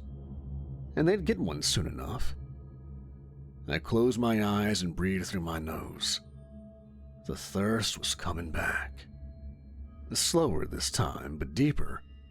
Like a low hum in my spine, vibrating through my ribs and teeth. It wasn't screaming at me like before, but it was there, watching, waiting. Hunger never sleeps. It just crouches behind your discipline and waits for pain to loosen your grip. I reached into my coat and pulled out the flask. Black steel, cool against my palm, etched cap sealed tight. The symbol on top was the one the outfit didn't put on anything else. Emergency use only. Pure blood. Donor unknown, potency off the charts. I'd only been sent one once before, and I hadn't used it then. Not because I didn't need it, but because I was afraid of what I might become if I did. I turned it in my hand. Not yet. I tucked it back against my chest. Instead, I stood, bones groaning and limped to the door. The washer was heavy, but I shoved it aside just enough to peek through the crack. Still quiet. Time to stop reacting. Time to hunt back. I started laying traps. I moved like a shadow through the lower levels, left subtle marks with chalk and string to keep track of loops and dead ends. I wedged doorways open to make exits, tied noise traps with wire and loose debris, and set one of the sonic grenades in a tripwire near a bottleneck hallway. If they rushed me, it'd scramble their rhythm long enough to get the drop. I poured a fire accelerant in a circle around what looked like a common feeding chamber. Bones, gore, half-dissolved corpses. Rigged a makeshift ignition line with a flare and broken vent tubing. If I had to, I could light the whole thing up and bake them inside. It wasn't perfect, but it was a plan. I worked in silence, every step calculated. I knew these walls now, the rhythm of them, the way sound traveled, the way the cold shifted when something passed through it. You don't need heat vision when you've trained yourself to feel presence. After a while, I found myself standing in the central junction between the solitary cells and the chapel. My map scratched into my head, my traps laid, my exits clear. The final confrontation was coming, and I was still standing. Battered and bleeding, but still standing. I ducked into a collapsed stairwell to rest. The old bricks gave me cover, and the concrete sloped just enough to block any direct line of sight. It started with the silence breaking. A low moan at first. Distant, inhuman, like rusted steel dragged across tile. Then the creak of footsteps. No pattern, no caution, just weight. And lots of it. The pack was moving. I crouched behind the chapel doors, knife drawn in one hand, pistol unslung in the other. The chapel was long and half collapsed, pews shattered, ceiling bowed in like the building was trying to fold inward and hide its own sins. At the far end, broken stained glass framed the altar like jagged teeth. The blood there never dried. Footsteps became claws scraping concrete. More than 3, more than 5. They moved in erratic, twitching bursts, legs hitting the floor wrong, arms dragging, breath hissing in a rhythm that wasn't built for language. I swallowed the pain. The wound in my side was open again, My limbs were heavy, blood crusted on my chest, back, and neck. My vision swam when I turned too fast, but my hand was steady. Let them come. They hit the door at once. The wood splintered under their weight. One, maybe two, burst through, and I shot the first in the neck. Not a kill. It stumbled, screeched, still crawling. The second lunged high. I caught it midair and drove its skull into the floor and finished it with the knife to the base of the spine. It spasmed once. Dead. The rest poured in. 5, 7, maybe more. They came in waves. Gray flesh, black teeth streaking. Some scrambled along the walls, some vaulted over pews, limbs flailing with a sick, boneless grace. My pistols cracked, muffled but furious. Each shot a bark of survival. Headshots only. I couldn't afford misses. One took a round through the jaw, its head half detached, still twitching. Another closed the gap and bit into my forearm through the coat. I screamed and tore it off me and fired point blank into its chest until it stopped moving. My mag ran dry. I holstered the gun and drew the knife and let the rage carry me. One tackled me over a pew. We crashed into the floorboards. I rolled with it, got on top, and drove the blade under its chin until my fist hit teeth. Blood sprayed warm across my face. I didn't stop. Another grabbed me from behind. I threw my head back, cracked its nose, spun, kicked its knee in, then slit it open from collarbone to groin. They didn't stop. They never stopped. Another slammed into me from the side, claws digging into my ribs. I hit the floor hard. My knife skittered out of reach. It was hard to think. I grabbed my pistol, aimed up, and pulled the trigger. Click. Empty. I forgot. The ghoul on top of me opened its jaws wide enough to crack the hinges of its own face. That's when I gave in. I ripped the flask from my coat. My hand shook. I unscrewed the cap and drank. It hit instantly. Not like the blood bags. Not like the old stuff, dead, processed, and thin. This was alive, hot, and electric. It hit my veins like lightning, my nerves like gunfire. I screamed, guttural and raw, as every cell in my body lit up. And pain evaporated. Muscles tightened like coiled steel. The cut in my side closed mid-breath. My ribs stitched themselves back together. The pain vanished. I stood, and I tore the ghoul's throat out with my bare hand. It gurgled, shocked, tried to flee, but I crushed its skull against the wall before it could twitch. The room stank of blood and ozone now. The others paused. They felt it, the shift. I wasn't prey anymore. I was the storm. I charged the closest one and slammed its chest with enough force to crack ribs. It went flying through 2 pews. The next swung at my head.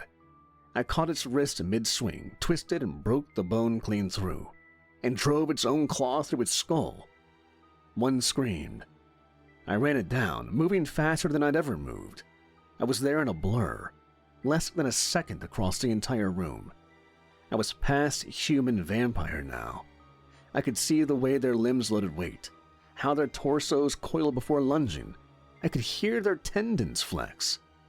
I danced between them, carving, smashing, and ripping. Gun in one hand, reloaded with a fresh mag, knife in the other.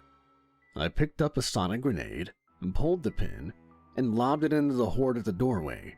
It shrieked when it went off. High-frequency agony. The ghouls clutched their heads and buckled. I didn't. I charged through the sound. One tried to crawl away. I stomped it flat. Another hissed something like a word. I buried my blade in its mouth and kept walking. 10, maybe 12 dead now. Still more in the walls, still skittering behind me.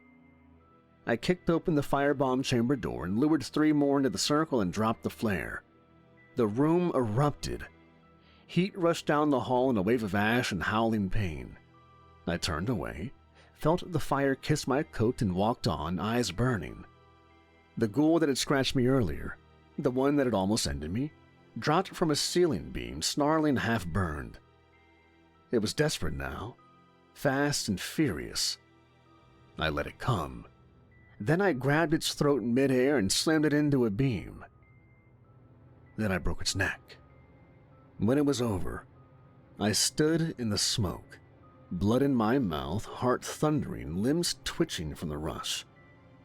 My coat was shredded. My face burned. The flask was empty. I could hear every sound in this prison. And there was nothing left moving. The nest was dead.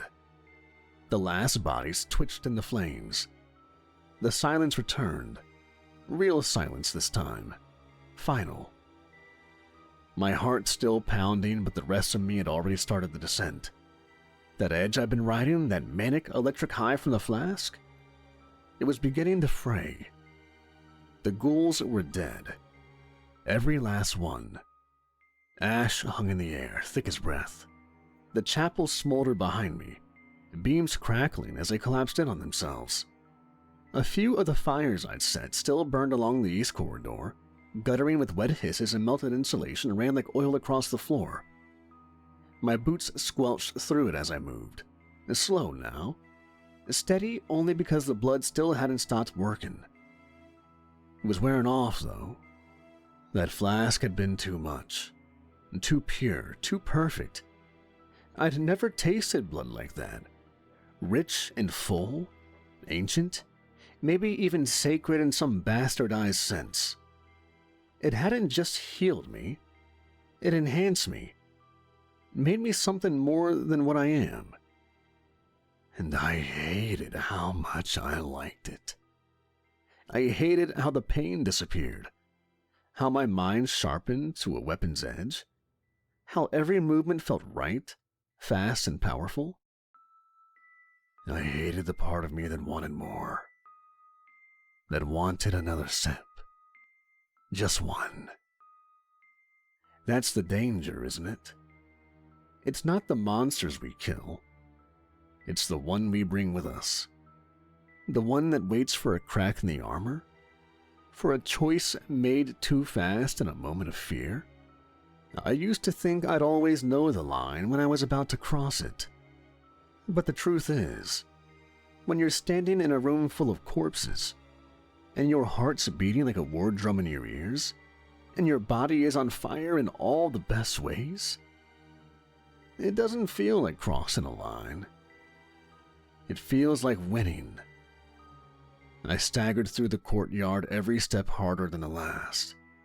The flame was following me as I walked out, spreading, continuing, consuming. The fatigue hit all at once. The prison loomed behind me now, just a smoldering husk, a tomb. Over 20 bodies dead in the dark. No witnesses, no survivors. Just smoke and char and footprints already fading in the soft snow. And me. Always me. The sky had begun to shift. Ink to gray and gray to rose. The clouds thinned at the horizon, and the first hint of dawn licked across the treetops like a warning.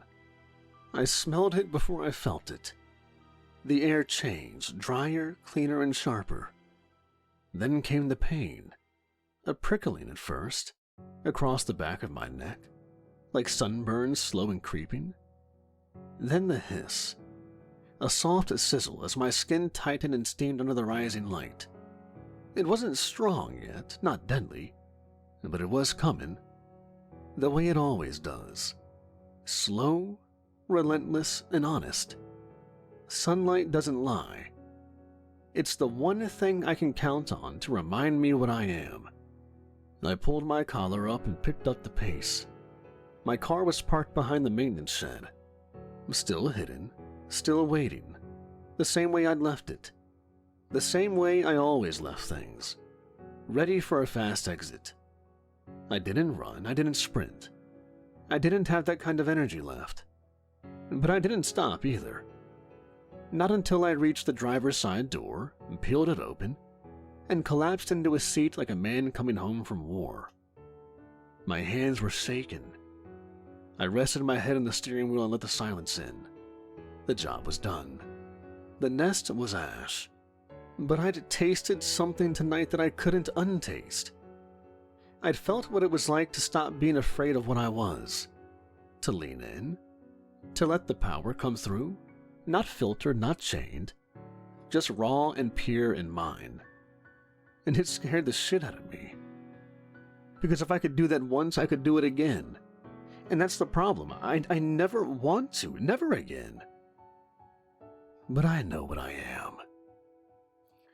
Oh, I know how easily hunger becomes justification. How quickly one emergency flask becomes backup, and how backup becomes routine. I've seen that path in others. I'll burn before I let that happen to me, even if it means dying in a hole like this one, alone and unfed. Even if it means suffering. Even if it means facing another 20 bodies in another forgotten place, and holding the line with nothing but a blade and spite. I'd rather bleed out 1,000 times and become what I hunt. I reached for my phone and texted the outfit. Nest cleared. Threat neutralized. Cleanup inbound. Seconds later, I sent a second message. I expect a bag on my doorstep when I get home.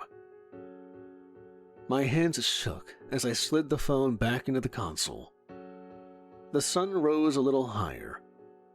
I gritted my teeth and started the engine. The snow was falling again, soft, slow, and endless. And behind me, Black Hollow burned.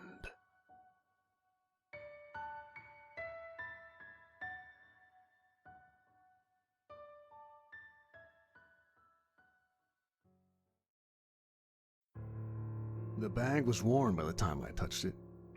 Synthetic heat, insulated pouch, the smell leaking faintly through the seam. Iron rich. High quality, no clotting, and human. I sat in the limo the outfit sent for me. Its interior was soundless aside from the low hum of tires on asphalt and the quiet drip of blood against my tongue as I drank. No windows. Bulletproof glass separated me from the driver. Black leather seats that hadn't seen sunlight in years. The voice came through the hidden speakers after 30 silent minutes. No greeting, no pleasantries, just business. Operatives inserted 2 days ago. 5-man unit. Direct government authorization. Objective: investigate and terminate hostile cryptid interference reported by a logging firm in northern Colorado. Confirmed to be lupine in nature. Werewolves. Pack behavior. Coordinated attack patterns. 2 survivors remain. Coordinates received. Extraction pending. You will assist and ensure completion. I swallowed another mouthful and licked the edge of the bag, the taste still clinging to my teeth. It was good blood. Casualties? I asked aloud. 3 dead, 2 alive. Holed up in a collapsed mine near the active zone. Werewolves have surrounded the perimeter. GPS interference and magnetic flux indicates supernatural nesting. Conditions unstable. Threat level red. Standard combat protocols. No public exposure tolerated. I stretched my neck. Felt the bones crack down the side. I reached into the gear case beside me and laid out my loadout on the seat beside me like a surgeon preparing for work. 2 pistols, matte black, clean triggers, loaded with silver-jacketed hollow points. 50 rounds, each one packed tight in my vest. No rattle, no slip. I wouldn't use them unless I had to. Noise drew attention and attention got you killed. The knife came next. K-bar style, heavy grip. The silver-lined edge I couldn't touch with my bare skin. It stayed in a custom sheath wrapped in treated leather. Just being near it made my teeth itch. 2 concussive grenades sat snug in a double pocket on the inside of the coat. Not for killing, but for chaos. A sharp blast of sound and pressure. Enough to throw a monster's senses into a tailspin. Finally, the boots. Heavy, thick-soled, reinforced with carbon fiber. At a tap of my heel, the toe would extend a silver blade like a feigned knife. Not elegant, but devastating. You will be dropped 2 kilometers outside the mine perimeter. Insertion is to be silent. Your discretion. And my car? It will be driven manually to the coordinates, delivered prior to extraction window, 5 a.m. I smirked, slow and faint. Good. I like the drive home. The speaker clicked silent again. That was the extent of our conversations. Clean and surgical. Just enough words to grease the gears, never enough to feel human. That's the point. The outfit doesn't have a face. Doesn't want one. Faces are risk. They give me orders, I do the work. It's always been that way. The limo began to slow, the undercarriage groaning as it transitioned from smooth road to loose gravel. I sealed the blood pouch into the disposal chute near the floor, clicked the pistol safeties off, then back on again, muscle memory, always check twice, and the coat came on next. Black duster lined with Kevlar and spell-treated threading. Not enough to stop a direct bite, but it might buy me a second or two. That's all I ever really need. The limo didn't take me to the drop zone. It took me to the edge of a private airstrip buried somewhere north of nowhere, where a private aircraft waited with engines ready and already warmed and back ramp open like the jaws of some quiet predator. No human crew greeted me. No one handed me a file or gave me a briefing. I boarded alone, sat in the dark, and let the hum of altitude fill the silence. The air dropped me low. Stealth insertion night parachute. Wind slicing through the pines as I dropped through like a needle through fabric. I hit the forest floor hard and fast. Boots sinking into the snow, parachute already dissolving behind me in a hiss of synthetic dust and static. And just like that, I was there. Somewhere beyond the tree line, a howl broke through the silence. Long and deep. Not lonely. It wasn't calling out, it was hunting. I rolled my shoulders once, felt the familiar shift of weapons resting against my back and thighs, and started walking towards the mine. Time to work. The forest closed in fast. Snow fell in dry, silent flakes, coating the trees in a white crust that softened the world into layers of breath and shadow. The wind hissed gently between the pines, cold and clean, but there were no birds, no branches creaking, no natural signs of life. Just the soft crunch of my boots and the occasional drip of melting snow from above. The mine sat somewhere ahead, 2 kilometers, maybe less. I moved low and quiet, sticking to the undergrowth, senses wide open. The blood I drank in the limo still hummed under my skin like a second heartbeat, but the hunger was already whispering again. I found the first body. It was half buried under a fallen log, torn open from the waist up. No armor left, just muscle, sinew, and shredded gear. Dog tags still caught in the remains of the man's throat. I crouched beside him, picked one up and read the name. Carter. And I remembered the mission brief. He'd been comms lead. Good training, special forces. And he never saw it coming. I kept moving.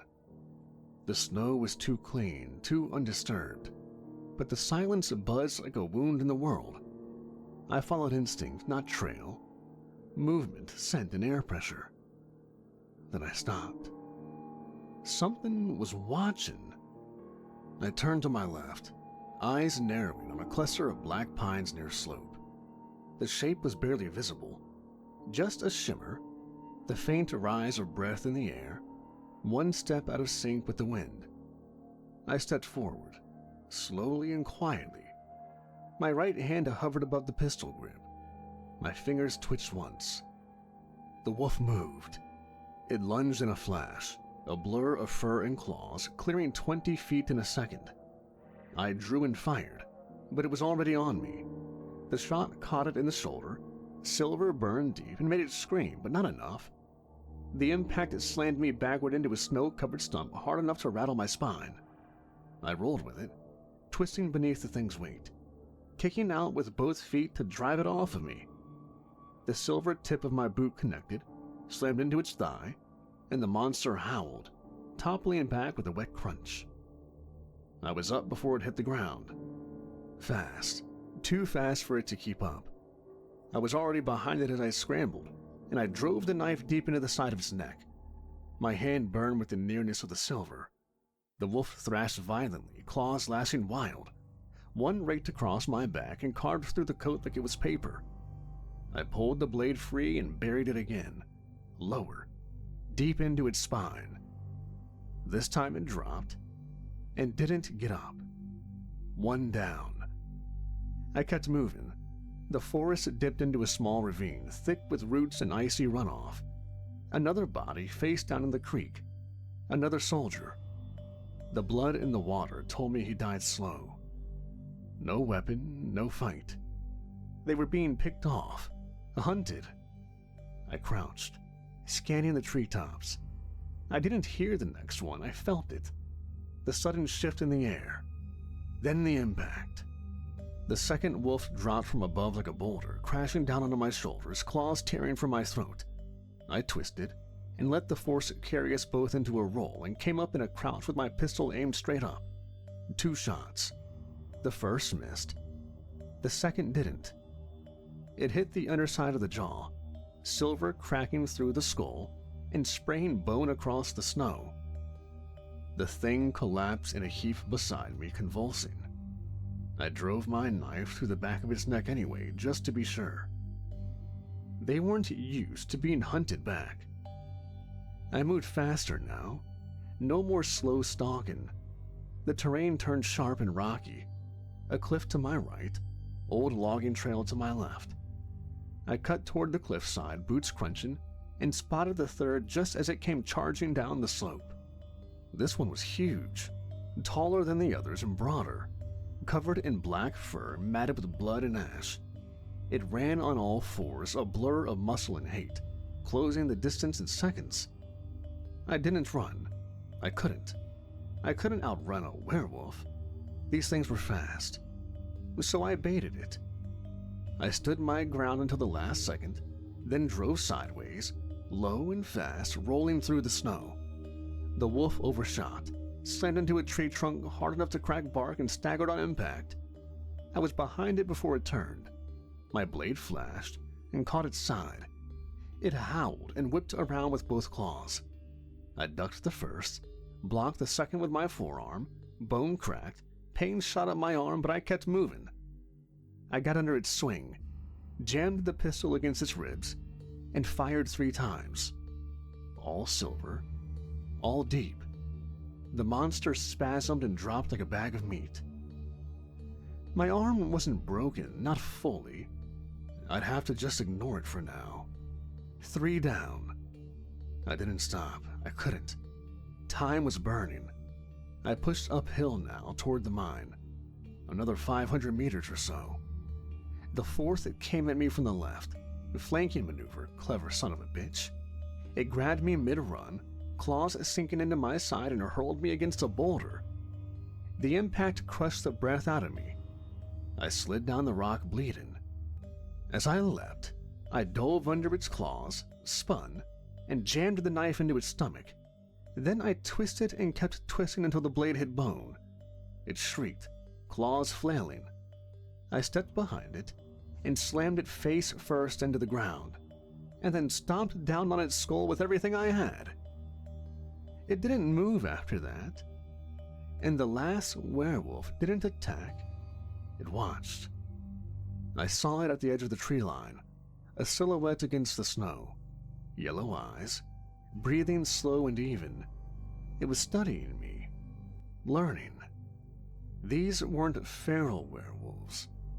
Not entirely. There was intelligence behind that gaze. I holstered my pistol and wiped the blade against the coat and stared back. It moved first, a blur, 4-legged sprint. I sidestepped its first swipe and punched it square in the jaw. It barely flinched, It came faster. I ducked and slashed at the knees, caught one. It stumbled, fell, and rolled. It came up snarling. We circled, it lunged, and I went low. My knife flashed. It dodged. Then I kicked out with the silver-toed boot and caught it under the ribs, and heard the scream as silver burned its insides. I didn't wait. I tackled it blade in hand, and we rolled through the snow, slashing and tearing. It bit into my shoulder and I stabbed into its throat. We both screamed. Then it stopped moving. My coat was soaked through.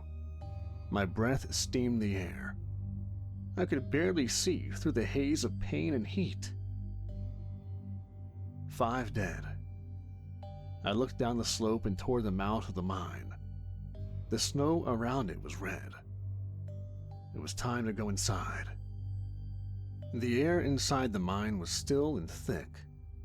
Every breath came out cold, wet, and metallic. My boots made almost no sound on the frozen dirt, but the quiet still managed to feel loud. The kind of quiet that pushes in from all sides and makes you hear your own blood. No birds, no wind. Just stone and the slow hiss of settling air, heavy with mildew and coal dust. I moved without a flashlight, trusting the night vision edge that came with being what I am. My eyes caught the faint gleam of moisture, the outlines of collapsed beams and rusted track lines, the forgotten skeletons of a once busy world. I could see in the dark just fine. The cold didn't bother me, and neither did the quiet. What did was the echo I kept hearing a little too late. Like my steps weren't the only ones. Something else was down here, pacing just out of reach. I passed through narrow service corridors, ducking under sagging ceilings, brushing frost-covered warning signs and ancient spider webs. Every now and then I'd spot a mark, a scuff in the dust, a smear in the wall, a casing on the floor. M16 ammo, military issue. It was clear the squad passed this way, but it wasn't clear if they passed through or got dragged back. After 10 minutes, the mine forked, a left path sloping gently toward storage areas and fuel drums, the right path dropping sharply into the lower hall. That one looked worse. That one felt wrong. So I took it. 50 yards down, I found blood. Not a splash, not a dot, a drag mark. Long and dark, streaked along the wall like something had been pulled backwards. There were handprints too. Fingers curled, scrapes left behind by boot soles that tried to stop whatever was doing the dragging. The shell casing scattered nearby said someone fought. They just didn't win. No body, no weapon, just silence and red. I crouched next to it. I touched 2 fingers to the blood, still damp. Maybe a couple of hours old, no more. Still fresh enough that whoever lost it was probably still being gnawed on in the dark. I heard the growl before I saw the shape. It was soft, slow, a low, wet rumble like concrete cracking under heat. I turned and stood slowly, hand already tightening on the hilt of the silver-lined K-bar. The tunnel behind me bent just out of view, and then something pulled loose from the shadows. It was big, 7 feet easy, upright, hunched, black, furred, and sinewy. Its head scraped along the tunnel ceiling. Eyes burned faint yellow like old lantern glass. It snarled once and then dropped onto all fours, claws biting into the stone and charged. I moved, sidestepped and ducked as it slashed through the air where I'd been. I didn't shoot, not yet. Sound carried too far in a tune like this. Instead, I rolled across a narrow path, kicked off the opposite wall, and drove the side of my boot into its knee. The silver spike at the toe caught flesh. It howled and staggered, just enough for me to lunge and ram it chest first into the rock wall. The knife was already pressed to its throat, burning faintly where it touched skin. It thrashed and snarled, eyes locked onto mine. "Talk," I growled. It bared its teeth. "Finger, you reek of the dead." it said in a voice that sounded like cracked granite. "Answer or I'll carve the words out of your lungs," I said, digging the knife a little deeper. "You don't belong down here. You never did," it sneered, wincing as the silver started to sizzle against its throat. "How many of you?" I asked. No bluff, just steel behind my words. Its grin widened. "Too many for you. You think killing a few strays in the woods makes you ready for what lies below?" It shifted slightly, testing its weight. I twisted the blade until steam hissed up between us. It howled in pain, clawed uselessly at the stone, eyes burning now with hate instead of arrogance. "The Alpha's on his way. He'll rip that pretty throat out and use your skull as a cup." I didn't say a word. I just stared into those yellow eyes and shoved the blade up under the sternum and into its heart. It went stiff, trembled, then dropped like a broken engine. I pulled the knife out and wiped it on the inside of my coat and kept moving. If the rest of the pack had a half the bite this one did, the Alpha was going to be a real problem. The tunnel curved again, tighter now, the ceiling dipping in places where the snow melt from above had carved its way down over the years. My boots slid slightly on wet stone. I slowed, head low, every step measured. The hunger was stirring again. Not sharp, not desperate, but there. I could feel the burn of the blood I'd used up in the last fight fading. I'd need to be smarter going forward. Less flash, more finish. Eventually, I spotted a faint flicker of light. Too steady for fire, too dull for a working rig. Flashlight. I moved toward it slowly, not wanting to get mistaken for something else. A voice shouted, "Stop right there!" A harsh beam hit my chest. I lifted one hand, knife lowered in the other. "Don't shoot." A second figure moved behind the light. "Identify yourself." "Delta 9. Check your SATCOM logs. I'm your backup." "Bullshit." "Try me." There was a long pause. Then a smaller man stepped into the light, twitchy, hands trembling on his rifle. "It's true," he said, glancing up at the bigger one. "Call sign matches the backup protocol." The larger man lowered the beam slowly.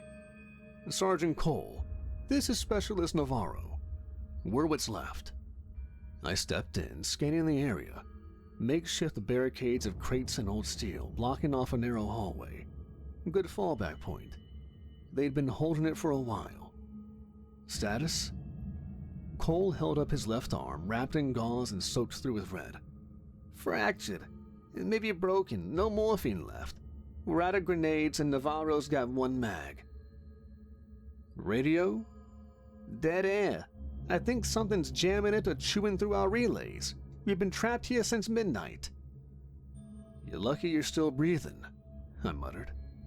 "No shit," Navarro said too quickly, eyes darting to every shadow. "Thompson got taken 3 hours ago. They dragged him out screaming." Cole gave him a warning look, but Navarro wasn't looking at him. He was looking at me like I was either a hallucination or the second coming of war. "You're really one of them, huh?" "Define them." "You know what I mean." I didn't answer. I crouched down, checked my gear, and nodded once. "We move as one.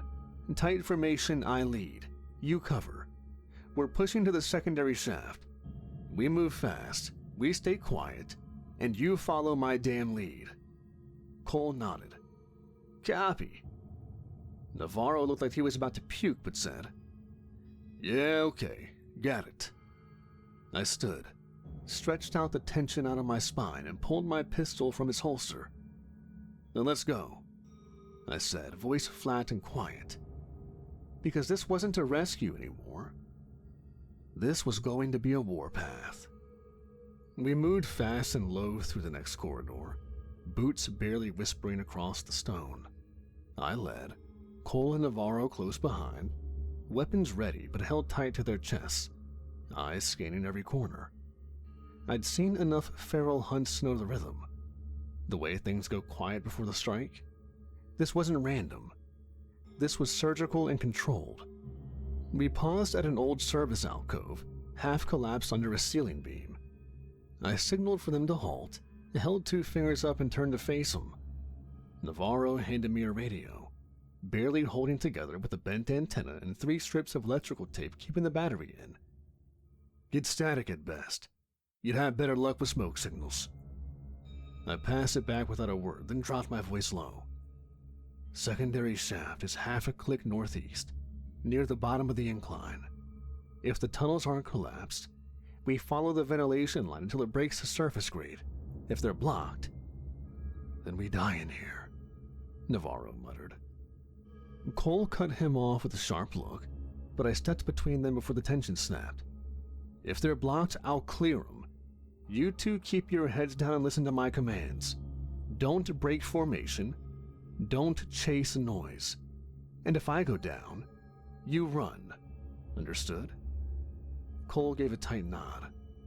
Understood. Navarro hesitated, then quietly, Yeah, got it. I turned back toward the path ahead. The tunnel narrowed as it descended, walls bleeding condensation, the floor a half-frozen slurry of mud and old gravel. Every few steps I caught the smell, fur, blood, and heat.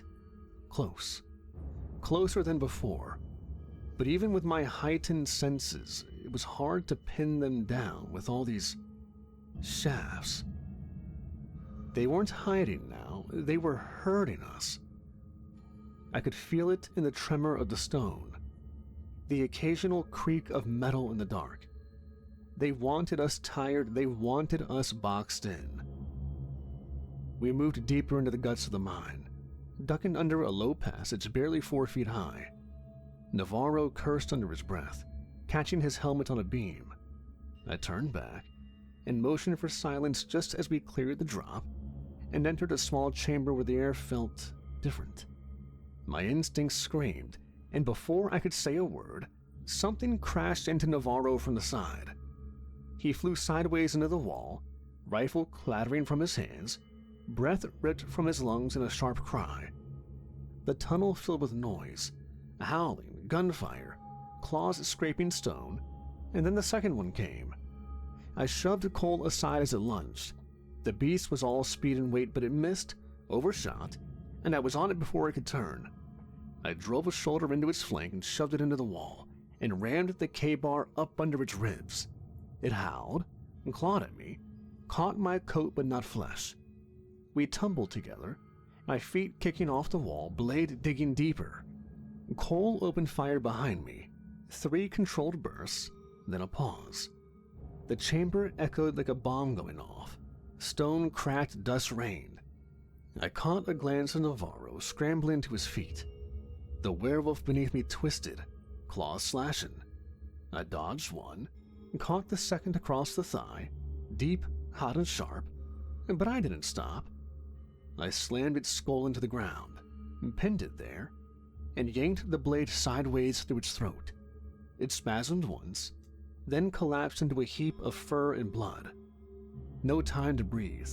The second one was already on Cole, snarling, raking claws against his chest plate.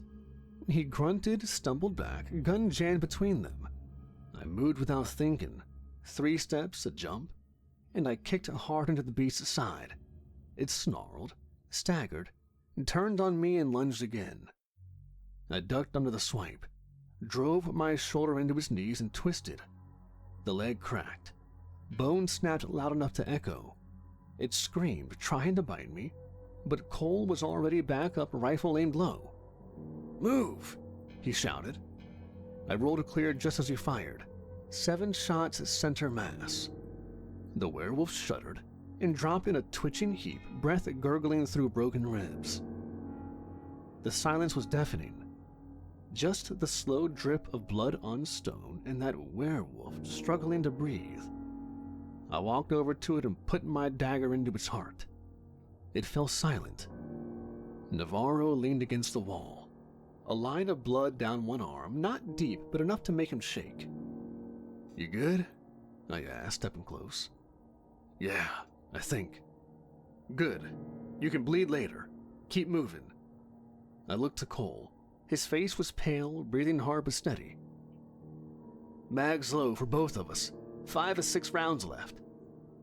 "I'll buy time," I said, wiping the knife clean again. He gave me a look. "You always this calm?" "No, just good at faking it." And then we moved again, deeper into the dark, the scent of blood thick behind us and the Alpha still waiting somewhere ahead. We had to go deeper into the mine. I couldn't take them out the same way I came in because I thought it would be swarming with werewolves by now. The path ahead sloped unevenly, and the old wooden supports overhead looked like they'd collapse if something sneezed too hard. Cole's shoulder light was barely hanging on, throwing a jittery cone of illumination that shook with every breath he took.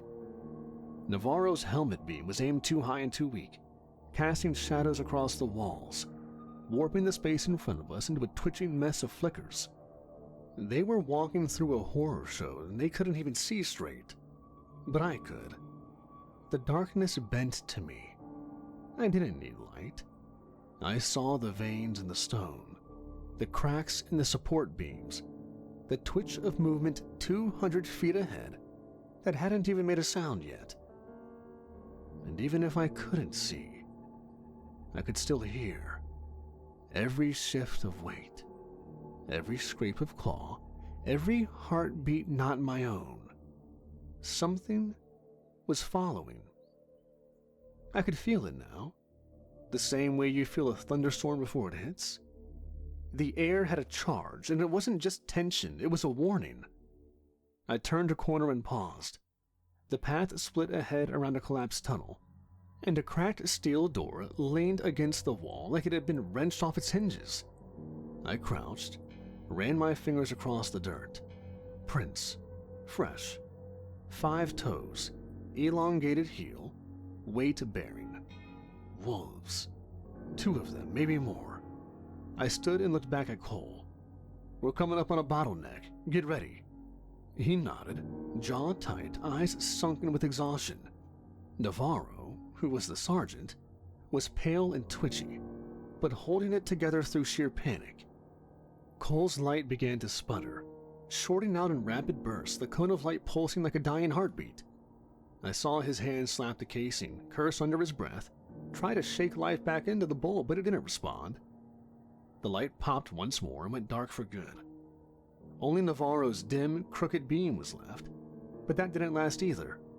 A few steps later, he clipped the edge of a broken beam and his head jerked sideways, the helmet lamp smashing into the rock wall and shattering instantly.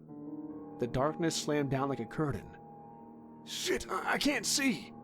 Navarro's voice cracked, high and close to panic. "I lost visual," Cole said, calm but blind, voice moving toward me. I froze in place and hissed, "Get back, both of you, now!" They obeyed, voices swallowed by the dark. I stood alone in the pitch-black tunnel, but to me it wasn't pitch black at all. The air was thick with the scent of sweat, steel, blood, and fur. I heard them before they came. One's heavy step, one snarl too low for human ears, and then claws scraping stone. The wolves were fast, but not faster than me. They charged together from opposite ends of the fork, thinking I'd flinch, thinking I'd hesitate in the dark like humans do. I didn't. The first one lunged high. I ducked under it, drove the silver tip of my boot up into its belly midair, then pivoted and slammed its skull against the wall with enough force to crack the stone. I didn't check to see if it was dead. I could hear the second coming from behind, already leaping. I dropped low, let it sail over me, and turned with speed it couldn't match, and leapt onto its back, jamming my knife straight down between its shoulder blades. It shrieked and twisted, trying to throw me off, but I held firm, wrapped my legs around its ribs, and twisted the blade until I felt the vertebra snap beneath me. It dropped, still twitching, and I drove my heel into its skull until the movement stopped. Behind me, I could hear Navarro breathing hard, Cole whispering to calm him down, telling him to keep his finger off the trigger. I stood in silence over the two twitching bodies, chest rising and falling with controlled rhythm, blood soaking into my coat from a fresh slash across my ribs that I hadn't noticed until the fight ended. I winced and touched it, deep, but not fatal. The hunger flared again, a steady pulse behind my teeth. I pushed it back like I always did, but not without lingering my gaze on Cole and Navarro for a beat too long. I grit my teeth. No. You good? Cole asked through the dark.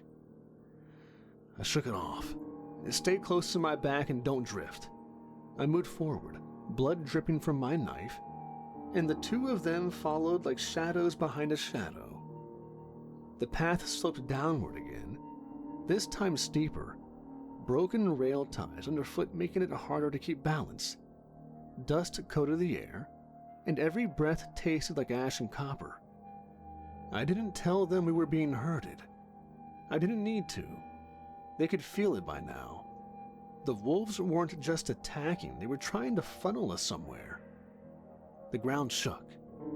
Not a tremor, not a shift, but a collapse. The explosion came from above and behind. Maybe from one of the damaged supports we'd passed earlier. Maybe from a delayed chain reaction triggered by something else. I turned as the ceiling began to give way.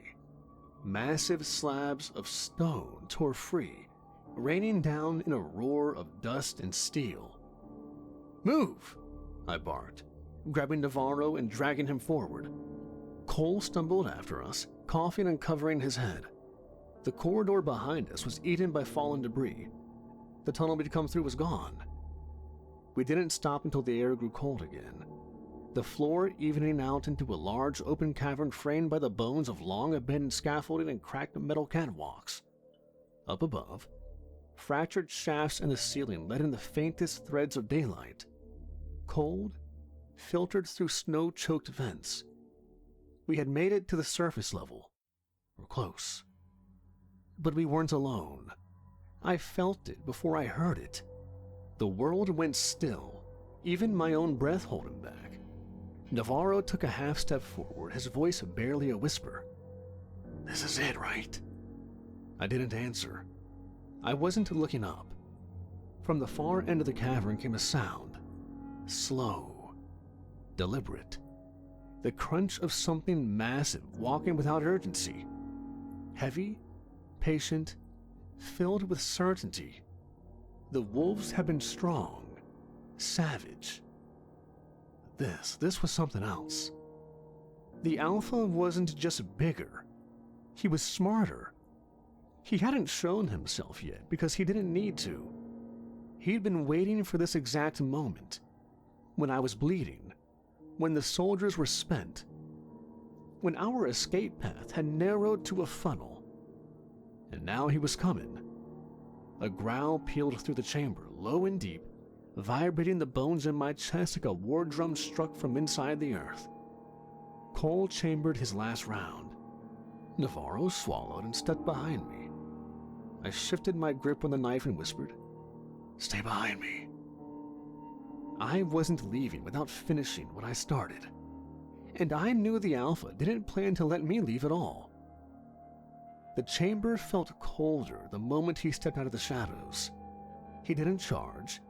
He didn't snarl or posture like the others had. He simply walked into view, head low, shoulders broad enough to brush both sides of the passage. The fur along his arms and chest was streaked with gray and black like smoke stains on a snow-covered corpse. The claws on his hands weren't overgrown. They were filed. His eyes weren't wild, they were watching, judging, calculating. This wasn't a beast. This was a commander, the Alpha. With the threads of daylight coming through, Cole and Navarro could slightly see. I heard the subtle clicks of safety releases, the weight shift of two men who knew a last day when they saw it. Cole had 1 round. Navarro had just a few. I stepped forward once, slow and even, my coat still dripping blood from the last fight. The Alpha looked me up and down and tilted his head. You stink of old blood. I didn't answer. I reached for my pistols on instinct, but my belt was empty. Lost somewhere in the cave-in, I'd suspect. My fists clenched. Only the knife now. That and the silver-tipped boots I got. The Alpha chuckled low in his chest, the sound like thick gravel and syrup. You think that little blade saves you? I've split stronger things with 1 hand. I'm still standing, I said, rolling my shoulders and drawing the K-bar free. That's 1 more than your friends. The smile vanished. He charged. I sidestepped, fast as lightning, and slashed across his arm. The blade bit deep. Silver burned, steam hissed, but it wasn't enough. He swung back, faster than something that size had any right to move. I ducked, but the edge of his claw caught my ribs, tore through coat and skin like paper. I staggered, twisted and kicked out, boot tip snapping forward into his thigh. It hit, it burned, and he howled. But again, it wasn't enough. He was already on me, claws hammering down. We traded blows in close quarters, me cutting, dodging, slashing low and fast, him battering and smashing with brute force. Every impact rattled bone. I drove the knife into his chest, and he grabbed my wrist, crushed in his grip, and flung me like a ragdoll into the cavern wall. The blade yanked out of him when I was thrown. It skidded away across the rock. The world spun. I hit hard and my shoulder cracked. I couldn't see straight. The Alpha was on me before I could move, claws pinning me down, teeth inches from my throat. My arms were pinned. I couldn't reach my boots, couldn't reach the blade. He leaned in close, and I could feel the heat of his breath. I've killed your kind before, but none of them looked this scared. The shot came like thunder, 1 sharp crack from the dark. The Alpha reeled back, a round tearing into his shoulder. Another followed, then another. I heard Navarro shouting, emptying the last few bullets of his rifle into the monster's back. The Alpha roared and twisted, torn between killing me and facing the new threat. It bought me seconds. Just enough. I moved on instinct. Pain flared up my side, but I forced my body to respond. I twisted free, wrapped my arms around his neck, and sank my fangs into his throat. The blood hit my tongue, hot, thick, and foul, sour with rage, corruption, and madness. I gagged, body convulsing, everything in me screaming to let go. I didn't want this.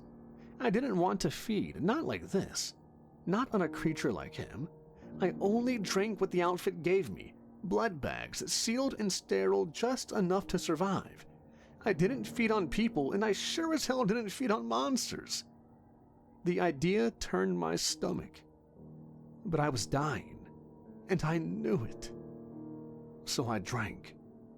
Every pull lit my veins on fire. Every drop mended something that had broken. My ribs snapped into place. My wounds sealed shut. The muscles surged with strength I hadn't felt in years. I grew faster, stronger, clearer. I could hear every rock settling, every breath in the room, every heartbeat, mine, Navarro, Cole's, even the Alpha's, hammering like thunder under my teeth as he tried to shake me off. He slammed me into the wall twice. I didn't let go. He screamed, a deep animal panic that told me this wasn't how he thought it would end. Not like this. Not by something like me. But it was already too late. His strength faltered, his stance broke. The blood in my system roared like fire in a vacuum, sharpening every nerve into a wire. I felt inhuman. I felt unstoppable. I felt wrong. Like something uncoiling inside me that I'd kept locked down for years finally had its say.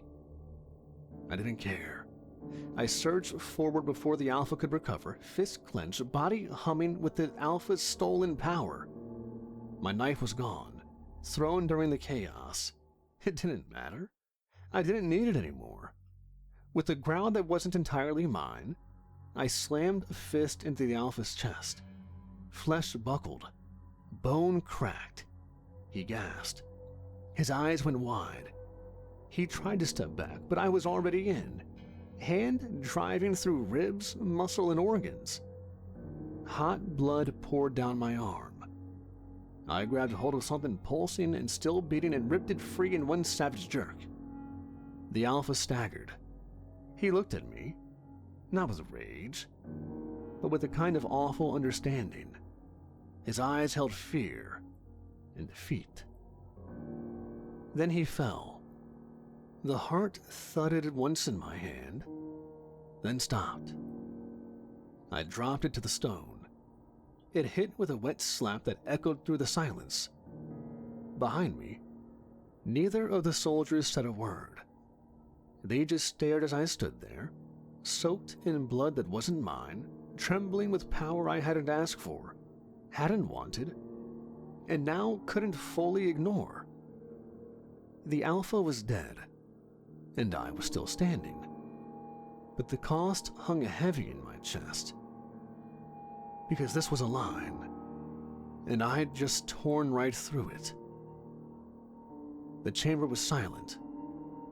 The Alpha's body lay twisted near the wall, chest torn open, steam rising faintly off his cooling corpse.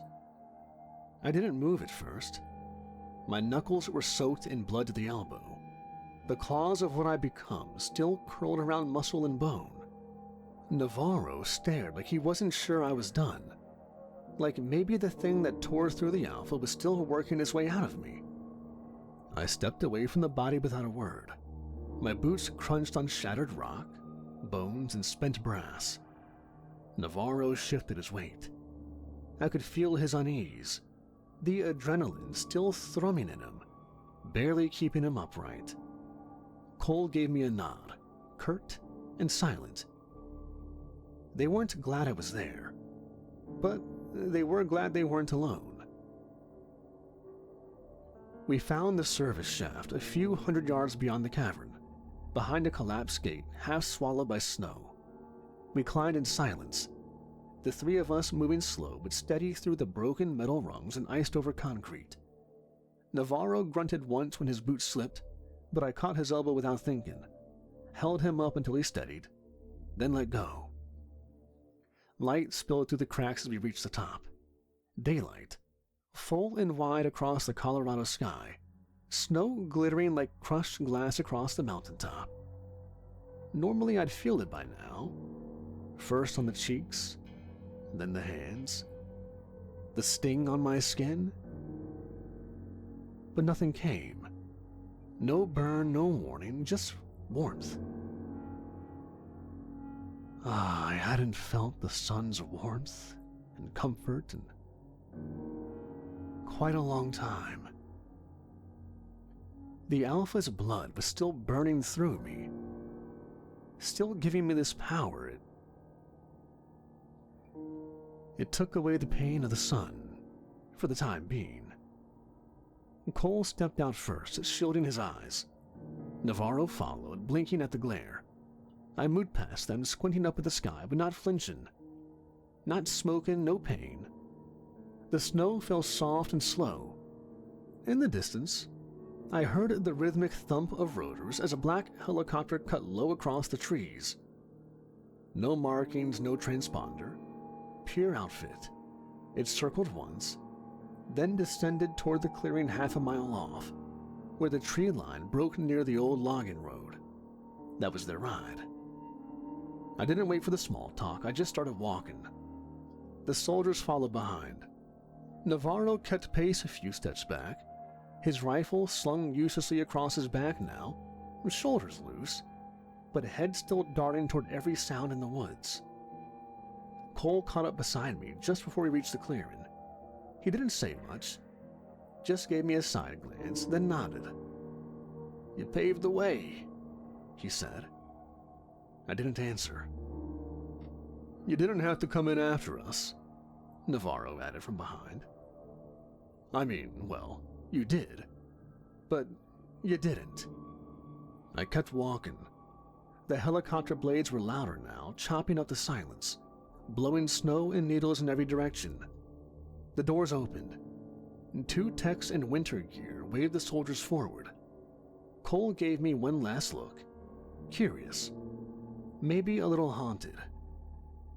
Navarro hesitated at the steps, then turned and looked me full in the face. "You're a monster, but I'll take a monster on my side next time." Then he was gone. The doors sealed. The chopper lifted into the morning sky, vanishing into the glare. I stood there for a long second, letting the wind settle. I pulled out my phone and thumbed in the message. "Alpha dead. 2 survivors. Send cleanup. Send blood." I stood there watching the snow for maybe 10 seconds before the reply came in. "Acknowledged. Your vehicle is waiting at drop point C. Keys in sun visor. Drive safe." I turned toward the forest and started walking. The trees thinned the farther I went. My boots sank into the snow, crunching through icy crust. My coat stiff with blood and ash and ripped in 4 places. I'd felt worse. But something about the way my body hummed, I didn't like it. The strength hadn't gone away. The speed, the clarity. I could still hear everything, the buzz of distant power lines, the far-off cracking of branches under snow. The Alpha's blood hadn't just healed me, it had filled me up, pushed past the normal limit. I could still feel it burning behind my eyes, stretching across every tendon and nerve like an infection I wasn't sure I could sweat out. And I hated how good it felt. I never drank like that, not from a kill, not from a monster. The outfit gave me bags. I took just enough. I lived lean.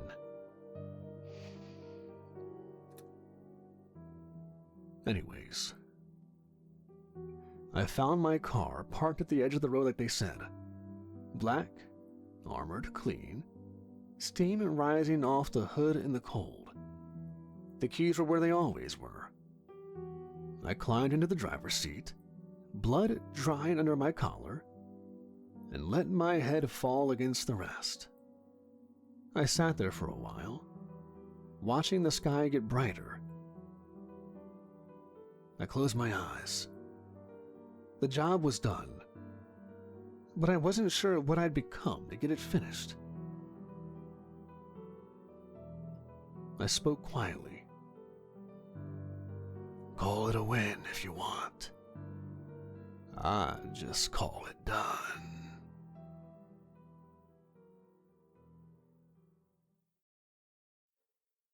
The knock came at the door.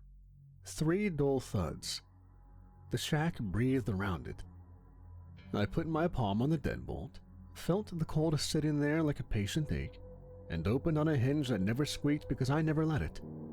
When I opened the door, I was greeted by a stranger who walked his way right in. He filled the doorway on a slant, leather jacket braided to ghost gray along the seams over a tack hoodie nobody had ever washed right, coyote fang necklace hanging on his chest. He had the kind of eyes that measured a room for exits and weapons and then, only then, decided if you were worth the price of manners. He shoved the cooler into my chest like it belonged to him, weight thumping through bone. I didn't give him the courtesy of a step back. "You, Jake?" he asked. "Depends who's asking." "Guy holding your dinner." He shouldered past the line where outside turned to me, set the cooler on my table like he owned it, and finally unrolled the grin. "Ronan. Graves if you're writing it down. Huh. You look smaller than the rumors. The rumors need better lighting. I closed the door, set the bolt, slid the chain, and turned the second lock out of habit. You don't live long in the woods by trusting the outside. I pointed at the cooler. You set that down because you're polite or because your hands are tired? He rolled his right shoulder and hit the flinch so fast a human would have missed it. I'm not human. The joint made a small sound like a cork easing in a neck. He found a smirk to cover that flinch and pulled a folder from inside the jacket. The folder had oil stains at the edges and was hard used. Homework, he said, and let it slap the table. I cracked the lid on the cooler and the cold came up like a cellar under a church, wet plastic and iron. The bags lay neat in their ranks. Outfit label stamped in the corner with a number I didn't want to read. I picked one with the same care I'd used choosing a knife. Not because the blades cared, but because I do. The bite of the plastic seal hissed the way it always does. The first draw landed like a slow, blunt tide.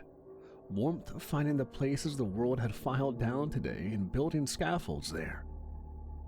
I hate the taste. Because it tells the truth. I hate it because I like it. The blood steadied my hands, and I don't like being steadied. I hooked the bag to the clamp under the cabinet, let gravity do the rest, and kept my eyes on the folder while the line fed me the way a clock feeds minutes to the dark. You always drink like it's a funeral? The man asked. I only drink when it is. I opened the folder.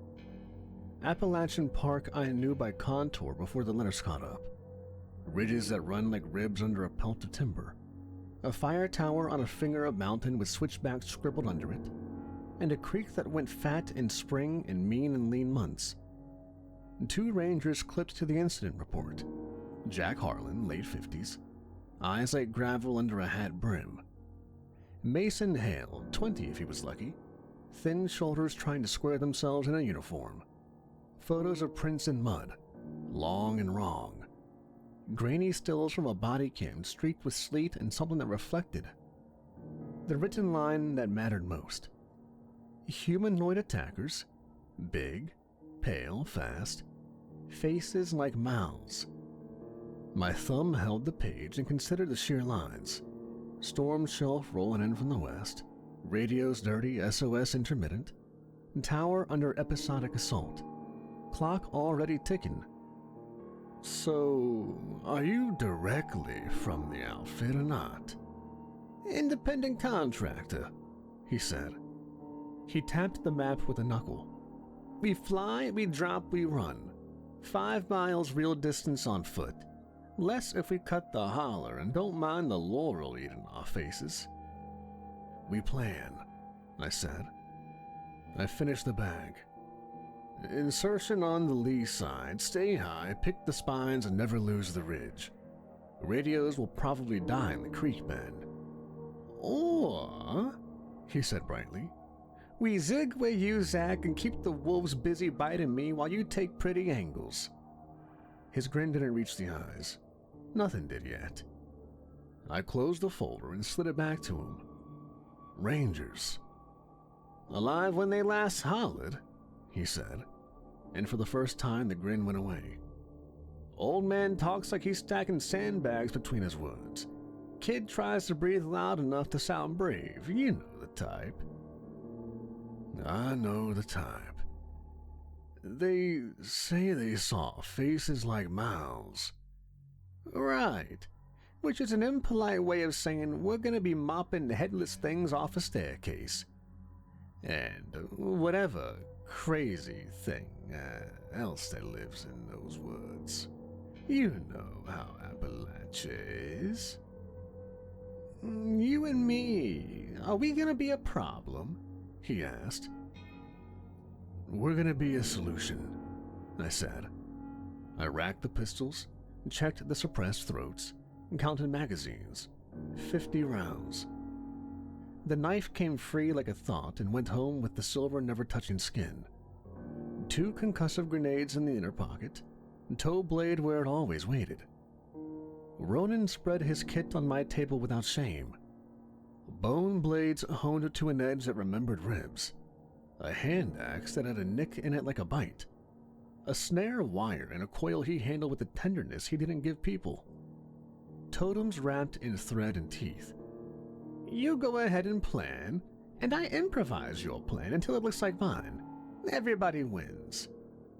He said it with the sunny menace of a storm front. He was younger than the scar map across his knuckles wanted me to believe, and older than the laugh he'd wear to distract the room. The pines outside leaned, let the ridge wind lay a hand against the walls, then moved on. The outfit's speakers embedded in the frame above the door woke up with a click that felt like a finger tap in a glass. Transport inbound, the voice said. Window 3 minutes, coordinates attached.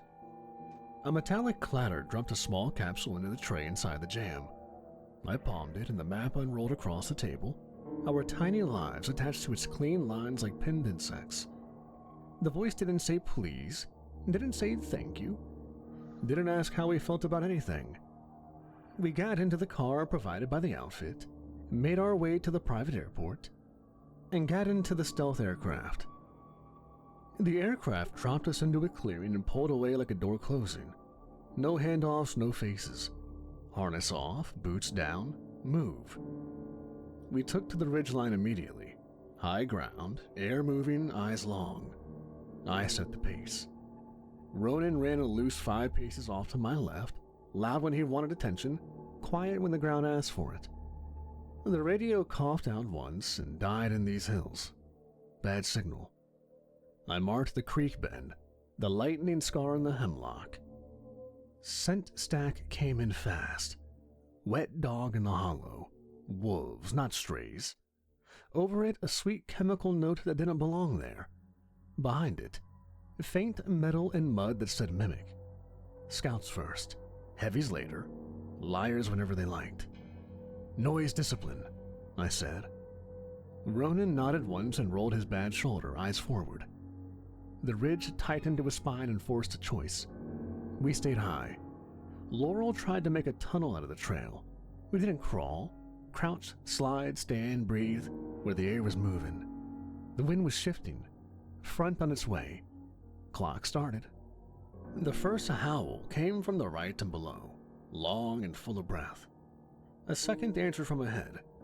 2, I said. Ronan angled out to make himself a problem. I cut left to make myself the kind of answer wolves don't like. I kept time by steps and breath. The tower showed as a darker shape against the dark sky for 3 beats and went away again. That was enough to lay the next turn in my head. The radio spat half a word, a scrape, then quiet. Harlan living inside that static until proven otherwise. We met the first scout at the end of that choke, but the trail widened just enough to make you relax. It came low and fast, 4 points on the ground, eyes wrong and teeth wet.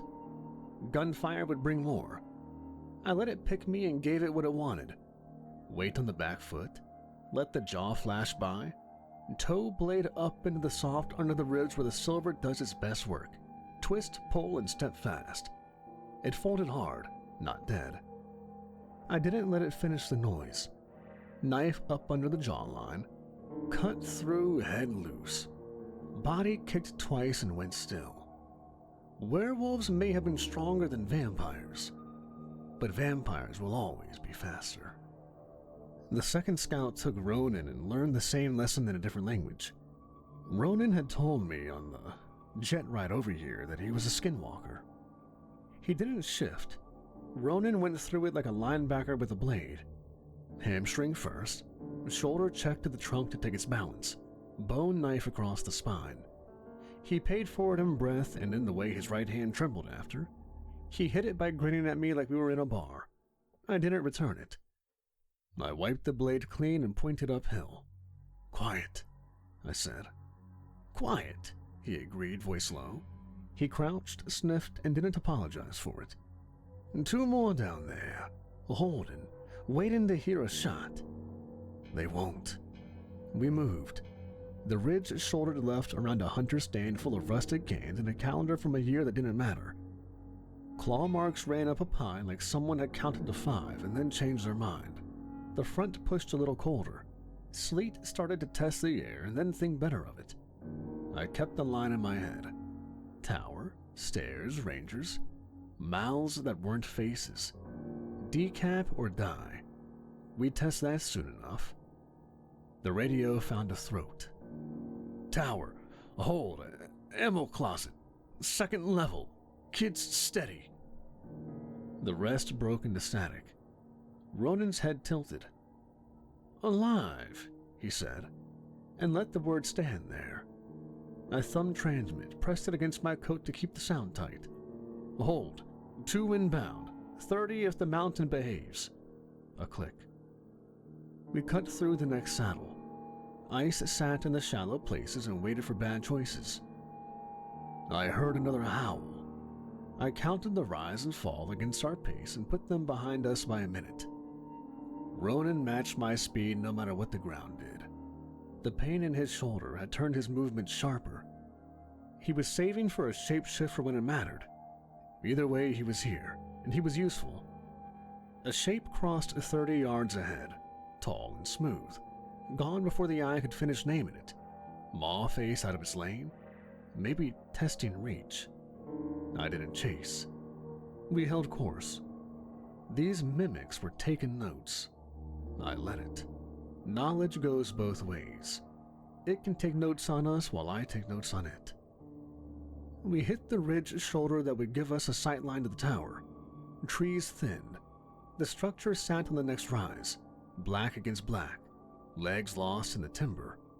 Wind pushed Sleet sideways hard enough to sting. I let it. The smell changed. Heavier. Sweet. More maw faces between us and the stairs. Good.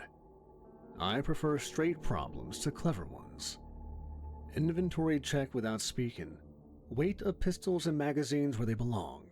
Night seated, grenades in my pocket, toe blade clean and ready, and waiting for another foe. Hunger wasn't barking yet. I didn't need blood for a while, unless I took too many injuries. Ronan's kit laid itself out in the way he moved. Wire ready, blades loose, hand axe a half-inch proud for fast grip. He rolled the shoulder once more and caught me watching. I'm fine. Save your shift. Wasn't planning a shift just yet. Not until things get ugly. We slid down into the last strip of cover before the final climb. 2 more wolves waited in the brush below, heads turning to track what they couldn't see. They had patience. I respected it, and didn't reward it. We pass. They follow.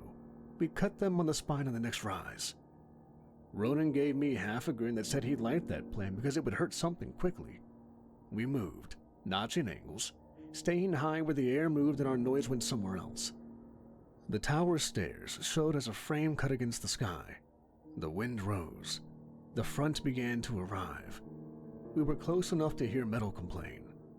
I let the sound carry me forward and kept my hands loose. The wolves shifted in the brush behind us. We let them come. The ridge pinched into a saddle of rock and deadfall with a drop to either side.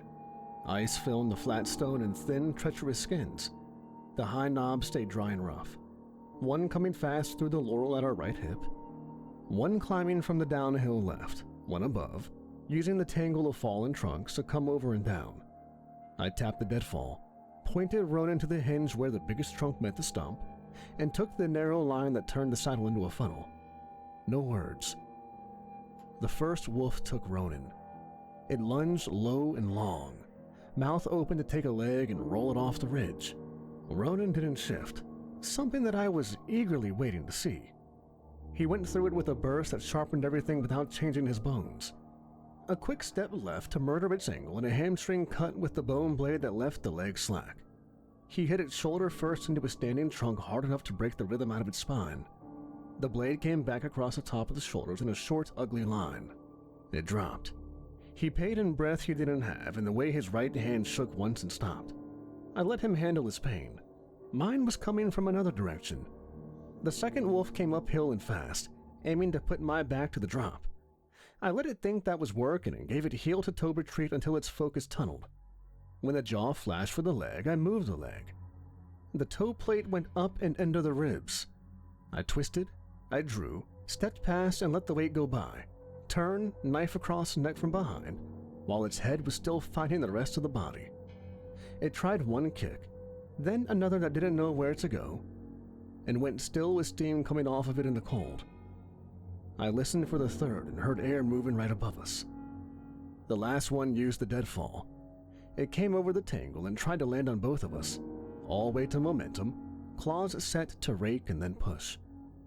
I stepped into the trunk I'd already chosen and used it to change my height without leaving the ground. A foot on rough bark and a drive up into the wolf's jaw with the K-bar to take the first bite away from anything that mattered. Ronan had the snare wire in his hands before the claws finished missing us.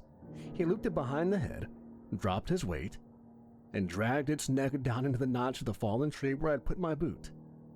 He grimaced once, not for show.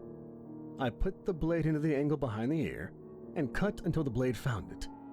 The head rolled, the body thrashed, then spilled down the far side and snagged in scrub.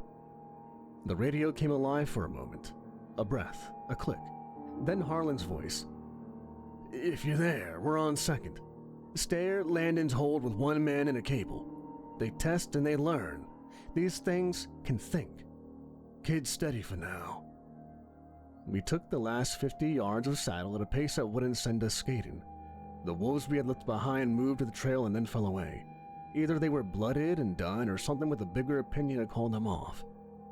The front arrived for real, sleet sticking on the stone, and then turning into a fine grit that coated the bark and our coats. My hands told me what my eyes already knew. The grip on everything had just gotten worse. At the saddle's end, the land fell and then rose again into the shoulder that would deliver us to the tower's base. I crouched and felt the air coming up from the hollow.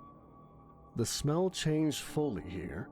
Sweet and wrong, like spoiled meat. I kept the high bank where the roots knitted the soil and let Ronan drop 5 paces lower to pull eyes. We didn't talk. We listened to water into the spaces between splashes where feet would go if they were pretending to be part of the stream. The first one showed without warning and without ceremony. Pale body, smooth skin beating with the wet, limbs too long to be comfortable, and a face that wasn't a face at all. Just a vertical mouth opening from hairline to chin, full of narrow teeth made for cutting. It didn't posture or snarl. It came right at us. I drew and put 2 suppressor rounds center mass to see what moved. The body rocked and returned to speed without caring. So that was answered. Bullets wouldn't do the trick. I holstered as it reached for me with both hands, no hesitation, and I dropped off the bank into it, boot to the shin to set the leg where I wanted it, knife to the hamstring, draw across until the knee gave and the hip turned. It fell forward into the angle I chose. Ronan didn't want to admit it. He snapped the snare over its neck and hauled back, heels dug into the mud, wire biting deep. The thing then folded to a knee, and then to both. Mouth opening wider until the teeth clicked together at the top. It clawed for the wire, found his forearm, raked once, shallow, coat torn. He leaned into it anyway and took the pain with a grunt that wasn't meant for me. I put the K-bar into the notch behind the jaw and cut through what needed cutting. The head came free. The body thrashed and then went still.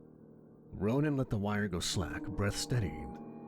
I wiped steel on the inside of my coat where the lining was made for that, and we moved because standing still in this place was like asking for more to come. The second one waited for us to step around a boulder where the creek narrowed to his throat.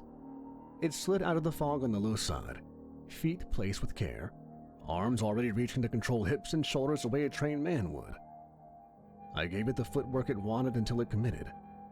When it did, I changed the angle and put the knife across the Achilles, then higher to the tendon, then up to the hamstring so the legs wouldn't do what they wanted. It made a sound that wasn't a scream and wasn't anything else I had a name for. Ronan hit it from behind. One forearm around the neck to lever the head up, the other hand dropping the loop of wire and cinching hard with its weight back into the side so the neck bent where it had to. The creature's hands beat at him with more strength than was comfortable, but Ronan held. jaw locked, breath in a steady rhythm. I took the left arm at the bicep to drop its leverage, and then went for the joint where skull meets spine and worked the blade. The head again came free. "You good?" I asked Ronan. "Good." No joke, no grin. He meant it. The holler ran for another 100 yards before the ground began to rise again. The sweet smell lingered, but thinner now, behind us as much as ahead, which told me we'd cut through a forward screen rather than walk into a full nest. The mud metal scent of a mimic flashed across the trail from the left to right and was gone. It wanted us to hear it. I'd smelled mimics before on another mission somewhere, and this held the same scent. The trail split around a blowdown and ran into the rhododendron tunnels that rejoined 30 yards ahead. Both lanes were tight, leaf wet, and blind at elbow distance. I held the fork long enough to map what the air was doing. The sweet chemical note hung heavier on the left lane. The mud metal tang drifted across both and faded. Ronan tapped my sleeve once, pointed left, and slid into the brush at a half crouch to scout. I counted breaths to keep time against his return. At 20, I should have seen a silhouette. At 25, the mud metal smell came back too soon from my right. "Clear," Ronan said from the right lane, voice low. He stepped out of shadow and into the thin strip of moon between canopies. Same jacket, same coyote fang, same habit of rolling the bad shoulder before he spoke. Everything matched, except the part that mattered. The air off of him was wrong. No sweat, no pine, no wet dog smell that Ronan seemed to have. I didn't answer. I drew and put a single round into the sternum to check reaction. The body rocked hard, caught balance too fast, and smiled with my newfound partner's mouth. It kept coming to close my hands and take the knife before I could use it. I put the second round into the thigh to break movement and stepped forward as a knee gave. The suppressed noise died in the leaves. The only sound was breath. It reached anyway. I holstered, took the jaw with my left to keep teeth away from anything that bleeds, and put the K-bar behind the ear with my right. The cut needed depth. I gave it pressure, then speed, then a twist where the spine argued, but the head came clean off. The body beat the ground twice, hands opening and closing on air that wasn't there, then went empty. The head grinned once more without focus, and then relaxed into the face it had stolen poorly. A blank look that only looked like a Ronan if you didn't know what to look for. "Okay," Ronan said from the left lane, breath higher than usual for moving fast and staying quiet longer than he likes. He came up short when he saw the body. His eyes checked me, checked the coil of wire in my hand that I hadn't used, and checked the ground where my feet had been. "How'd you call it?"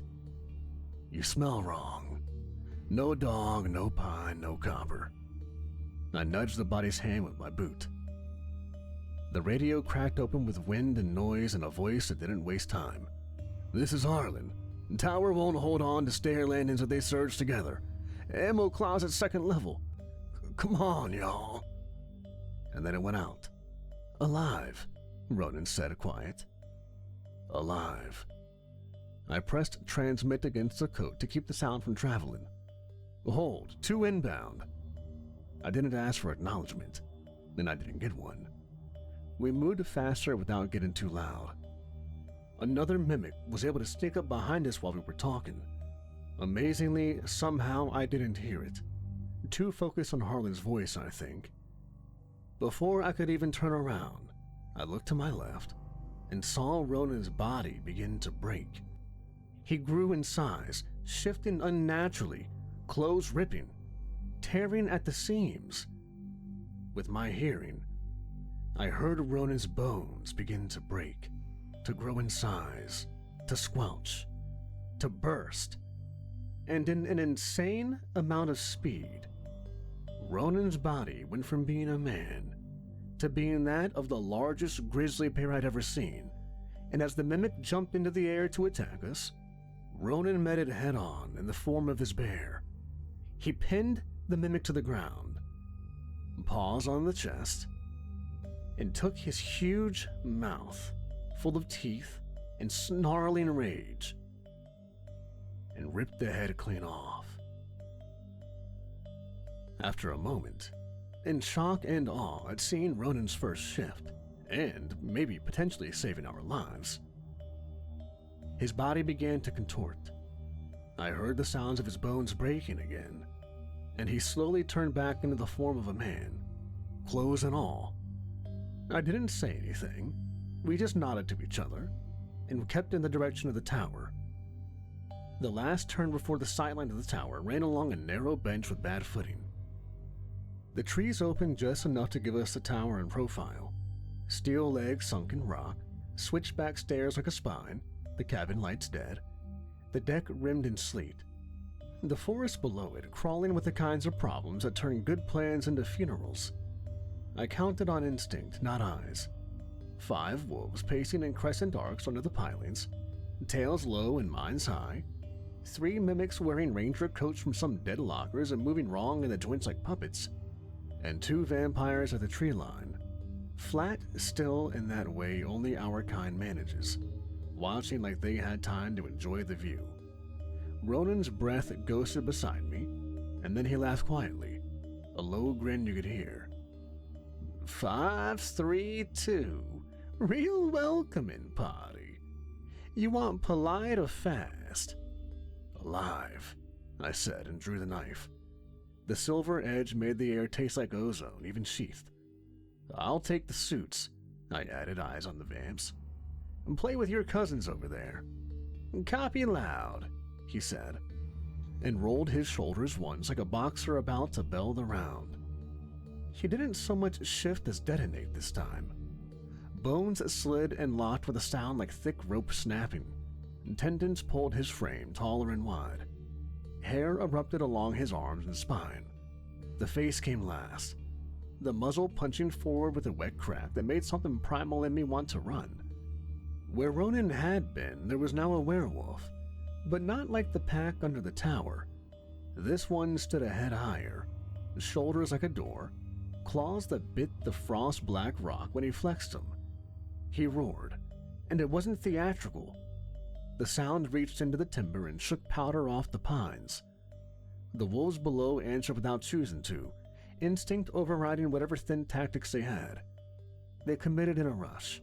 Ronan met them halfway, a blur of gray hide and white breath, slamming the first one so hard the impact knocked Sleet off the stair stringers. He took a bite high on his shoulder immediately. He let it happen to keep the second from circling, and then punished the first for the mistake by lifting it at the hips and breaking it across his knee. The crack echoed up the tower and came back as a thin, human moan from inside. I didn't wait to watch him work. The Vants stepped out of the tree line as if we'd been polite enough to invite them. They split, one angling left to cut my line to the stairs, the other drifting right to collapse the flank. Both were dressed like men who traveled light and didn't need warmth. Thin jackets, dark jeans, boots that wouldn't slip. Their eyes were patient. The first one smiled. He said something to me, but I didn't answer. I threaded between the trunks in a shallow S-curve and broke toward the closer one, letting him think I'd overcommitted. He shifted late, quick enough to impress a human, not quick enough for me. I planted, pivoted, and let him take what looked like an opening. He reached to grab a wrist. I gave him a forearm. I pulled his weight forward, then stepped inside his reach and drove my boot up, the toe spike sliding under his ribs and into the meat behind his sternum. He hissed like steam and lifted me an inch by the throat anyway. I let him squeeze, felt the cartilage complain, and timed the release, dropping dead weight so his hand slipped, then coming up with a K-bar across his clavicle and down into the notch above his heart. His eyes widened with the knowledge that the old rules still applied. Heart or head, pick one. That's all you needed to kill a vampire. He made a sound like he was trying to laugh and bared fangs. The edge kissed the heart just enough to ruin it. He went loose and slid away into the mulch. Ronan tore the second wolf off of his back with both hands and threw it like a wheel at a third, then got low and hit the group like a truck. Claws scraped metal, teeth found fur. Ronan bled and didn't care. One of the pack tried to go up the stairs to the landing, smart enough to think elevation beats mass. Ronan took it by the tail and dragged it down 3 risers, then planted a foot between its shoulders and tore. He paid for the dominance. Another wolf got in close and cut him from hip to thigh with a blind rake. But pain only made him mean. He bit that one's throat out and spat it into the snow. "You good?" I called without looking. He laughed through his own blood. "Still standing." I looked to the second vampire who didn't smile. He paced, tested angles. He read me, the way I favored the rib the last wolf had tagged earlier in the night, the micro-hesitation when my hand closed on the knife hilt, the way I kept the left side of my face to the wind to scent for mimics. He waited for the right second, then gave it a voice. "Behind you," he said in a calm baritone. I didn't look. I said, "I know," and went forward. He had good feet. He gave ground just enough, then cut hard and came for my eyes. I slid under, ate bark with my coat, took a scratch across the scalp that made the world flash white, and came up inside his reach with both hands on the knife, driving the pommel into his jaw. Teeth snapped like ice.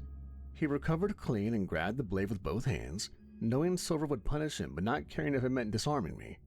His skin smoked. He grinned anyway. I let him have the knife, because my boot was already on the way.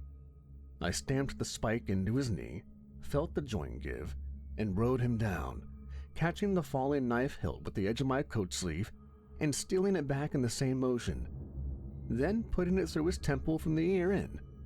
His body fought the idea of the end for a few luxuries of a second, and then surrendered to it. The mimics made their move during the noise. 3 men in ranger jackets came out of the shadows below the staircase. One wore a name patch that said Harlan, another wore Hale. The third had no tag and a face a little too symmetrical in the way the eye catches even if the brain doesn't. They had axes. I started to turn to call it out, but the door at the top of the stairs flew open so hard it hit the stops, and a voice I trusted for no good reason said, "Down." And then the old man proved he'd been a soldier before the hat. Jack Harlan didn't bother with talk. He hit the top step with the pump shotgun braced tight and put a slug through the mimic Harlan's forehead. The skull split clean and the skin slipped with it, the mimic's face sloughing off in a sheet that showed the root underneath. Meat that wanted to be clay and never would. It screamed like a tea kettle. Jack rapped, fired again into Hale, and the second mimic folded with a hole where any sincere human keeps the nose. The third tried to rush the stairs, holding the axe wrong, too high on the haft. Jack stepped aside. He let it overrun the landing and then he chopped, not with the shotgun, but with a short-handled brush axe he'd pulled from the clip by the door, and the head came off in a wet bounce that made the wolfpack pause mid-kill and look up like spectators. Ronan took the pause. He was down to 3 wolves and bleeding like a man washing his hands at a sink, but he smiled with a mouth made for eating meat. He broke one against a stair stringer, made a lever out of another spine by tucking its head under an arm and turning, and then it was just one. The one that had enough sense to think of running, although it didn't even get the chance. Ronan caught it by the scruff with one hand, lifted, and slammed it onto the frozen ground hard enough to make the deck railing rattle. Then he looked up at the open door, as if he could smell the men inside through sleet and gun smoke, and saw Jack standing there with the axe low and the pump high. "Nice swing, Granddad," Ronan snarled with a grin that still had too many teeth. Jack didn't grin back. He just nodded once. The clearing went quiet except for breath and the sad hush of falling snow. The 2 vampires lay where they'd fallen with the unceremonious posture of things that had finally stopped pretending to be alive. The mimics bled black along the landing, pooling in a way that didn't obey the grade. The wolves were wreckage. My throat hurt and my ribs complained every time I breathed. Ronan's thigh leaked arterial for a scary second, and then slowed with the sheer stubbornness he's built out of bad nights. "You're leaking," I said. It'll stop," he said, voice half human again, as the bones slid back with the reluctant grind of metal under rust. The change back stole a curse out of him, and he covered it with a laugh because that's how he hides the price. He staggered once, caught himself on a piling, and spat pink into the snow. "You smell like pennies in church," he said, eyeing the dead vampires. Jack stepped down onto the landing slow, the shotgun muzzle never dropping from center line, eyes doing that quick survey of a scene men do when they've been in too many rooms with only bad choices in them. His hat was gone, gray hair matted with sweat, a line of blood at his temple, but his hands were steady, and his voice had that gravel that makes young men listen. "'Bout time you boys showed up." From inside the tower, a younger voice, Mason, called out. "Jack!" "Hold," Jack said over his shoulder without looking back. "We ain't done here yet," Ronan said. "We gotta get to the LZ." Jack called for Mason to come out, and he did, a young man in his early 20s. We started the run. Once we got to the LZ, I keyed the mic once and got nothing but static. So I went to the thing that never argues and thumbed a text with hands that still smelled like blood. "Ranger secure, perimeter clear, send cleanup, send blood. Need a lift." The reply came back before the screen dimmed. "Acknowledged. Bird inbound. Your vehicle at drop C, keys in the visor." The bird got here and Jack and Mason got onto it. Ronan decided to take the car ride back home with me. Normally I would have objected, but we actually got on better than I thought. Maybe having a partner in this business isn't actually that bad. I got into the car, as did Ronan, and took a nice swig of my heated, outfit-provided blood. Ronan gawked at me and left a snide comment, but it actually brought a chuckle from my lips. I put the keys in the ignition and started the drive. It's always like this. The sting, the weight. The parts of me I have to put down to make sure other people get to stand back up. I don't do it because I like it. I do it because somebody has to. And sometimes it hurts. And some nights it costs more than it pays. But it's worth it when the living get to go home.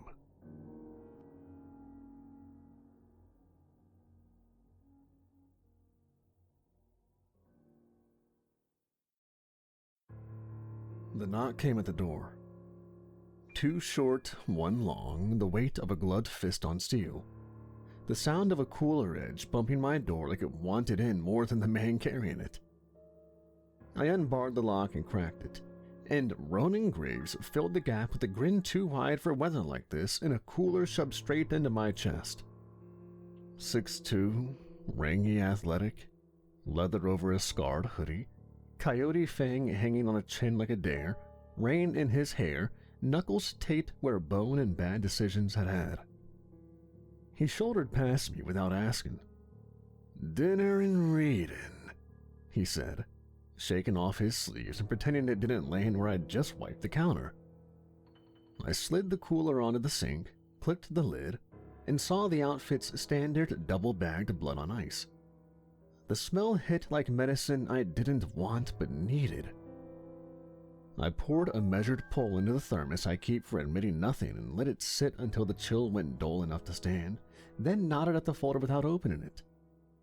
"They send you as a courier now?" He smirked.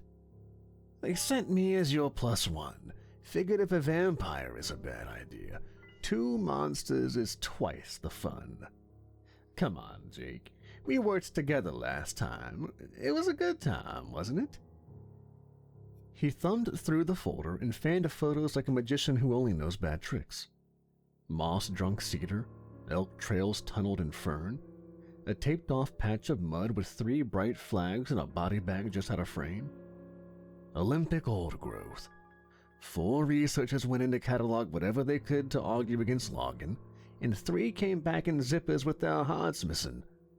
Local sheriff says it's a bear attack. Outfit's been sniffing a large biped out there for years. They think this time it's not campfire stories. They think it's the real thing. Bigfoot, I said, tasting how stupid the word sounds when you say it out loud. Old one, Ronan replied, and the grin slipped for a fraction. Never seen one, always wanted to. That a bucket list or an obituary? I didn't answer. I drank what I had to, the warmth running a slow circuit under my skin just enough to make the world tighten into focus without loosening my leash, and went to work.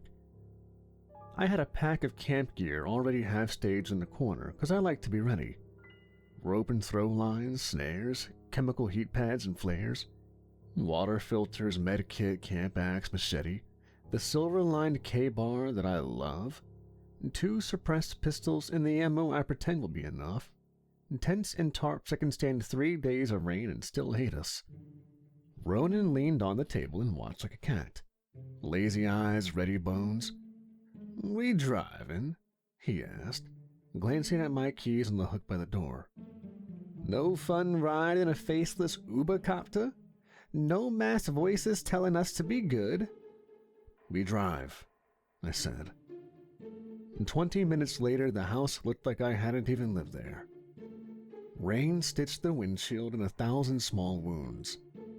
The road out from my place is a ribbon that doesn't care if you're paying attention, so I did. And Ronan did what he does best when he isn't shifting. He ran his mouth like he was checking fences. "You know," he said, boots up on the dash until I cleared my throat and he dropped them like it had been his idea. "We made a good team last time. I'll deny it if you say it out loud, but I've been looking forward to this one." I glanced over at him. He was watching the trees ghost by, rain shivering under the roadside pines, and for a second he let the sarcasm go somewhere else. "I've worked with people who make noise for a living.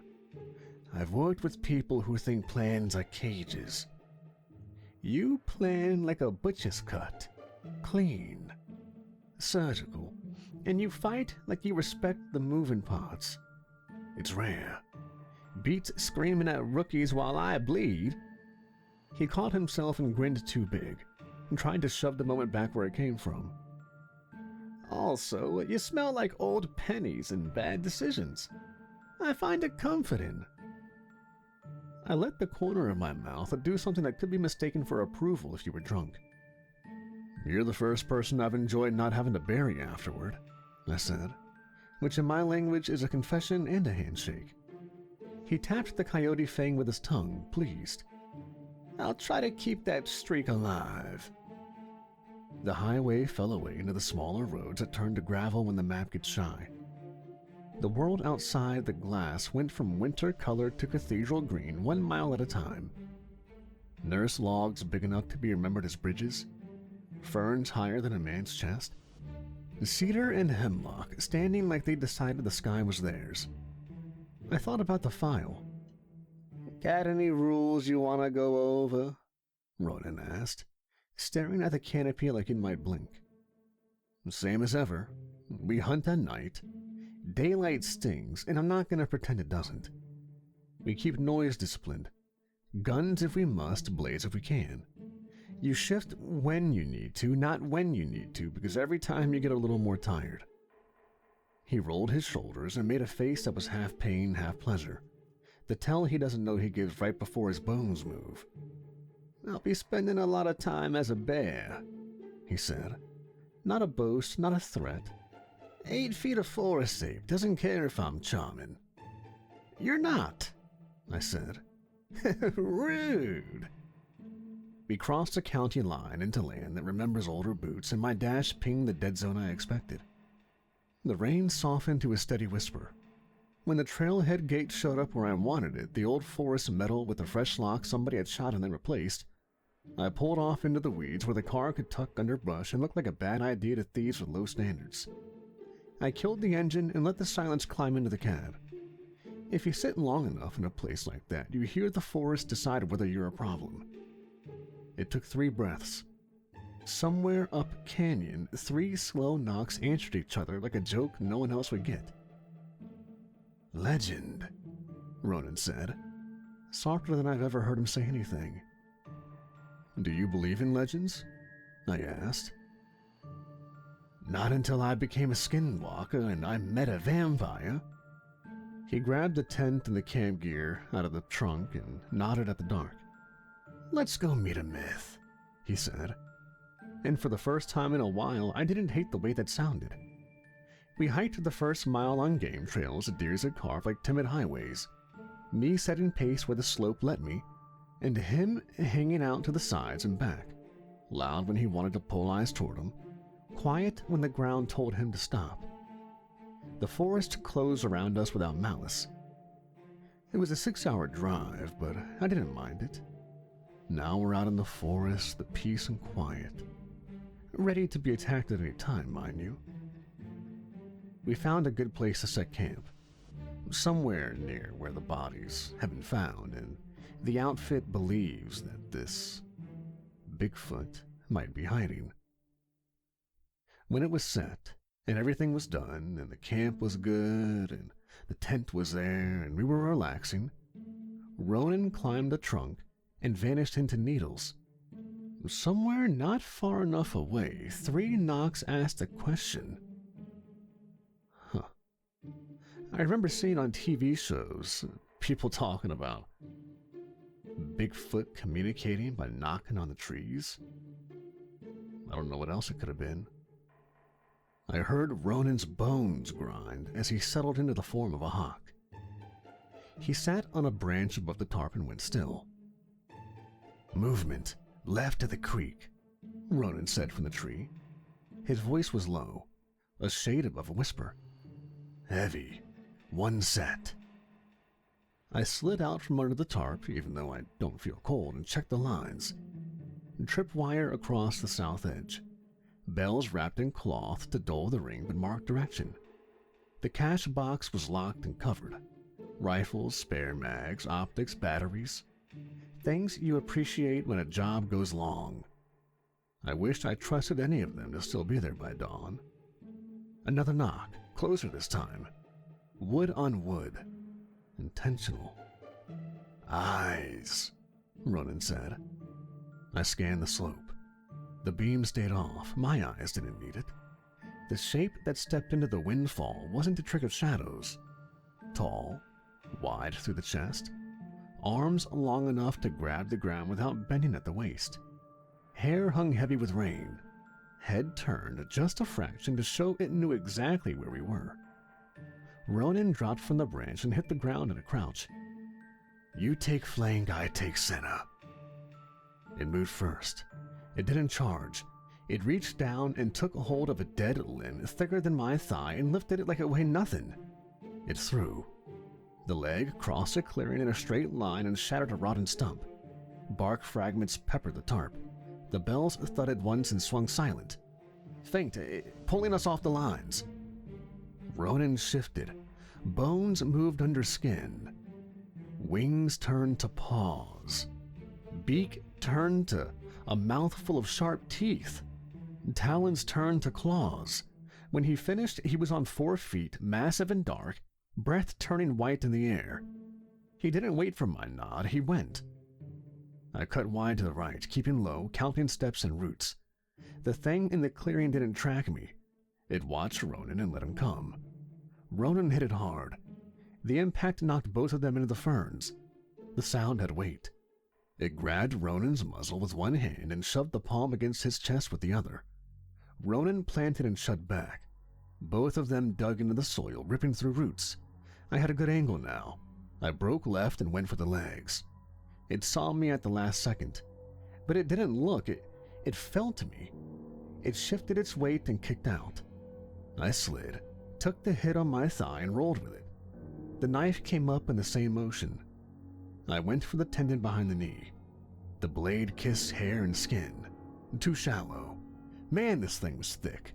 It brought a forearm across and clubbed. The blow hammered my shoulder and snapped me sideways into a cedar trunk. The bark tore and left a smear. My arm went numb to the wrist. I kept the knife. Ronan bit down on the forearm that had hit me. Teeth sank. He shook his head once and tore a patch. The thing didn't even scream. It pivoted and got a hand on Ronan's ear and pressed. Ronan roared and raked. Blood poured across both of them. The old growth of the forest didn't care. I went for the other leg and drove the boot spike into the lower hamstring. It sank half an inch. Muscle tightened like a cable. The spike held. The thing reached back without looking and caught my coat at the collar. It hauled. My feet left the ground and I felt ribs flex. It flung me into the brush, and I rolled twice and stopped against the root of a fallen tree. The world narrowed for a second. I pushed the air out and pulled new air in until the ringing went to the edges. Left, Ronan barked through his teeth. The throat came from the shadows of the creek. Not the same hands. A rock the size of a basketball left the dark and spun end over end. It hit Ronan on the temple. His head snapped. He dropped. He tried to stand, but his legs forgot him. He went down again and stayed down. There were two, at least. The one in the clearing stepped between me and Ronan. It reached down and picked up a broken branch. The point was rough, not sharpened. It jabbed. I knocked the first thrust aside with a knife and stepped in. It jammed the branch into my forearm and pinned the blade to my coat. It leaned. The point went through the fabric and bit skin. Heat ran down my wrist. I wrenched, freed the blade, and slashed across the inside of the wrist that had held me. The cut opened, but it didn't release. It pushed harder. I let the knife fall into my other hand and punched the pommel into its throat. Not a windpipe crush, just space. It shifted again, grabbed the knife hand and twisted. The hilt tore free. The knife clattered into the ferns.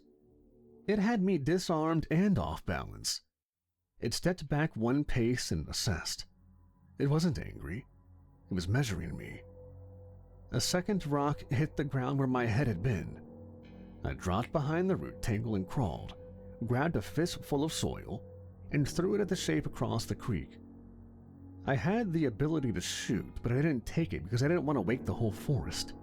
We weren't sure exactly what else was here, especially since we thought there was only one and now there were two. The one in the clearing lifted two fingers and tapped them against its own chest. Then it tapped the ground. A signal, but not for me. The thrower answered with two quick knocks, then nothing. Ronan groaned and pushed to his knees. He shook his head once and blood sprayed. He planted a hand and started to stand. The one in the clearing watched him and then watched me. It made its choice. It picked up Ronan by the scruff like a handler pulls a dog off a fight, and slapped him once to keep the point, then tossed him toward the creek away from the camp. While Ronan was unconscious, he shifted away from his grisly form and back into his human body, so it wasn't very difficult. It grabbed the broken branch again and snapped it into two shorter pieces. It tossed them aside, turned its back on both of us, and walked into the trees at a steady pace. "Hey," I called, breath tight. It didn't turn. It vanished. I had to go check on Ronan. I crawled to him and checked his pupils. One was slow and the other was slower, but he blinked at me and frowned. "How many fingers?" "4, all of them giving me the same advice." "Don't stand too fast." Of course he did. He swayed. He set his feet but rode it out. He looked at the blood on his fur, then at his hands halfway through coming back to human, then at the clearing. "That wasn't a fight. It felt more like a test." "Yeah." We moved on instinct back toward the camp. Every line and bell was still in place. The tarp was down where it should be. The cache lid looked closed. The lock looked intact, but I knew better. I opened it.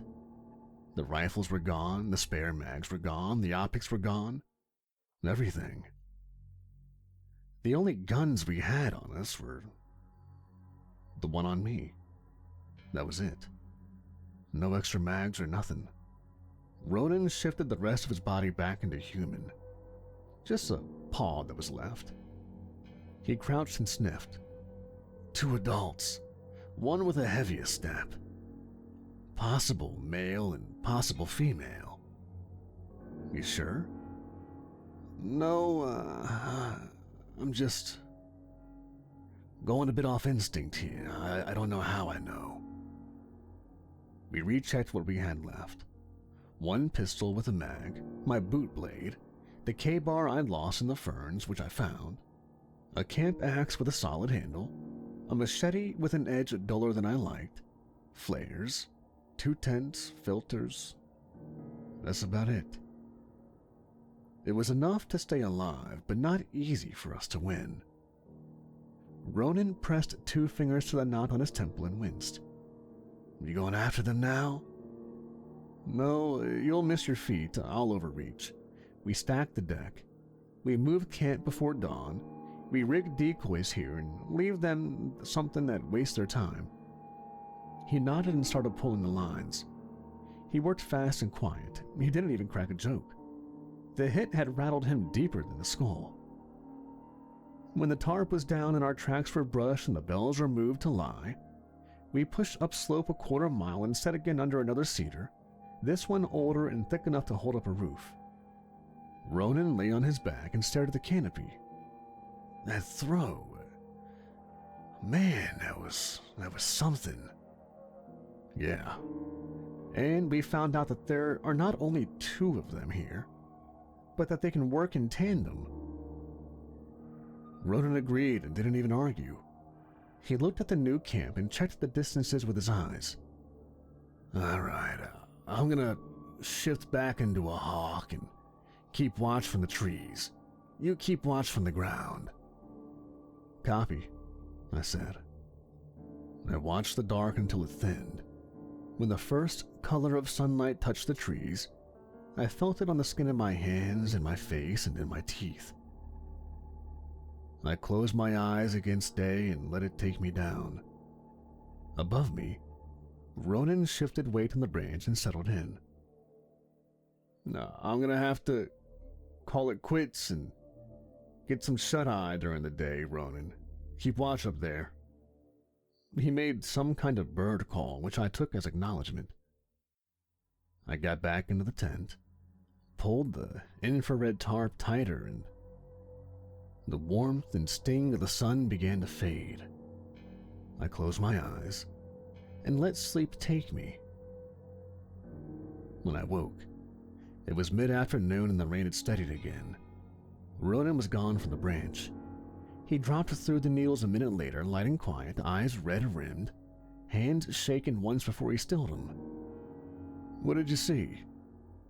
With the painful sound of bones grinding on bones, he shifted back into his normal form. He sat on his heels and his back to the trunk. Tracks on the flats east of the creek. Small, 2 sets. One slightly pigeon-toed. Huh, I said. Hey, wait, you're shaking. Shift hangover, I'll live. I always do. He grinned a little. I think she's cut along the ribs. He packed it with mud. I could smell earth. We rechecked the gear that we had. 1 pistol with a few rounds, knife, camp axe, machete. The most important things. We move when it gets dark. We go for that smear. We keep to the creek when we can to kill our scent. You shift when I call it, not before. Until then, get some sleep. The cloud cover is thick enough to where I can stand the light. All right. I'm going to take my nap.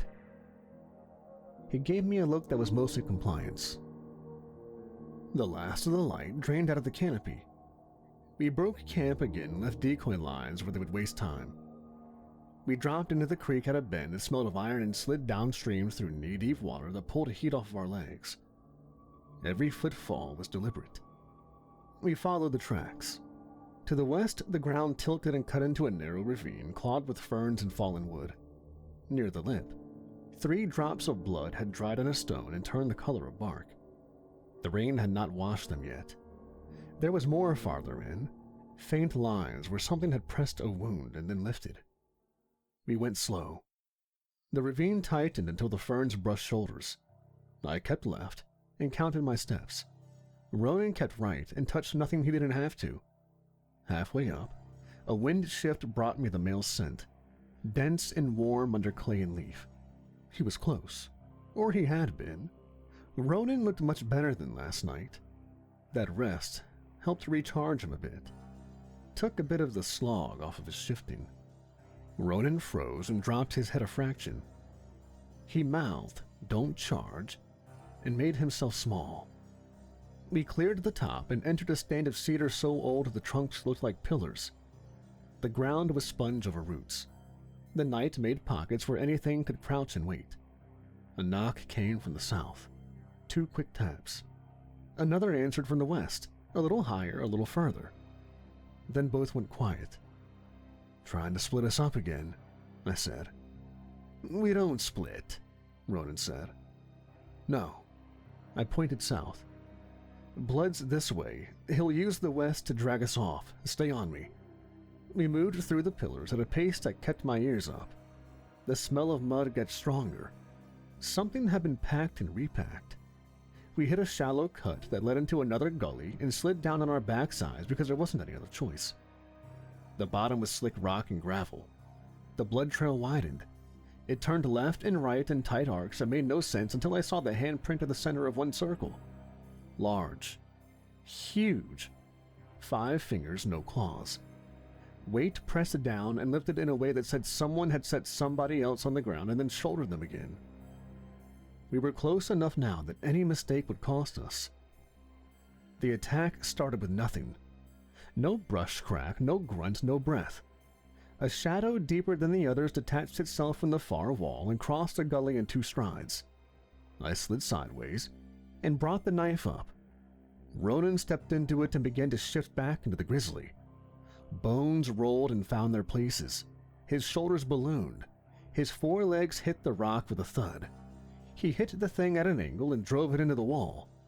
The wall answered with a hollow thump. It was the male. I saw the width across the back and the line of a healed scar at the shoulder. He did not grab for Ronan's neck this time. He went for Ronan's back legs and tried to trip him up. I took the opening that gave me and went for the mother. She came out of a low notch to my left with her mouth drawn tight and one arm curled against her ribs. The cut was deep and long and already sealed with mud. She moved in a way that protected it and did not care what it cost the rest of her. I cut across her knee. The blade took tendon and slid off a bone. She dropped to a hand and knocked the knife aside with the back of her wrist. I kicked.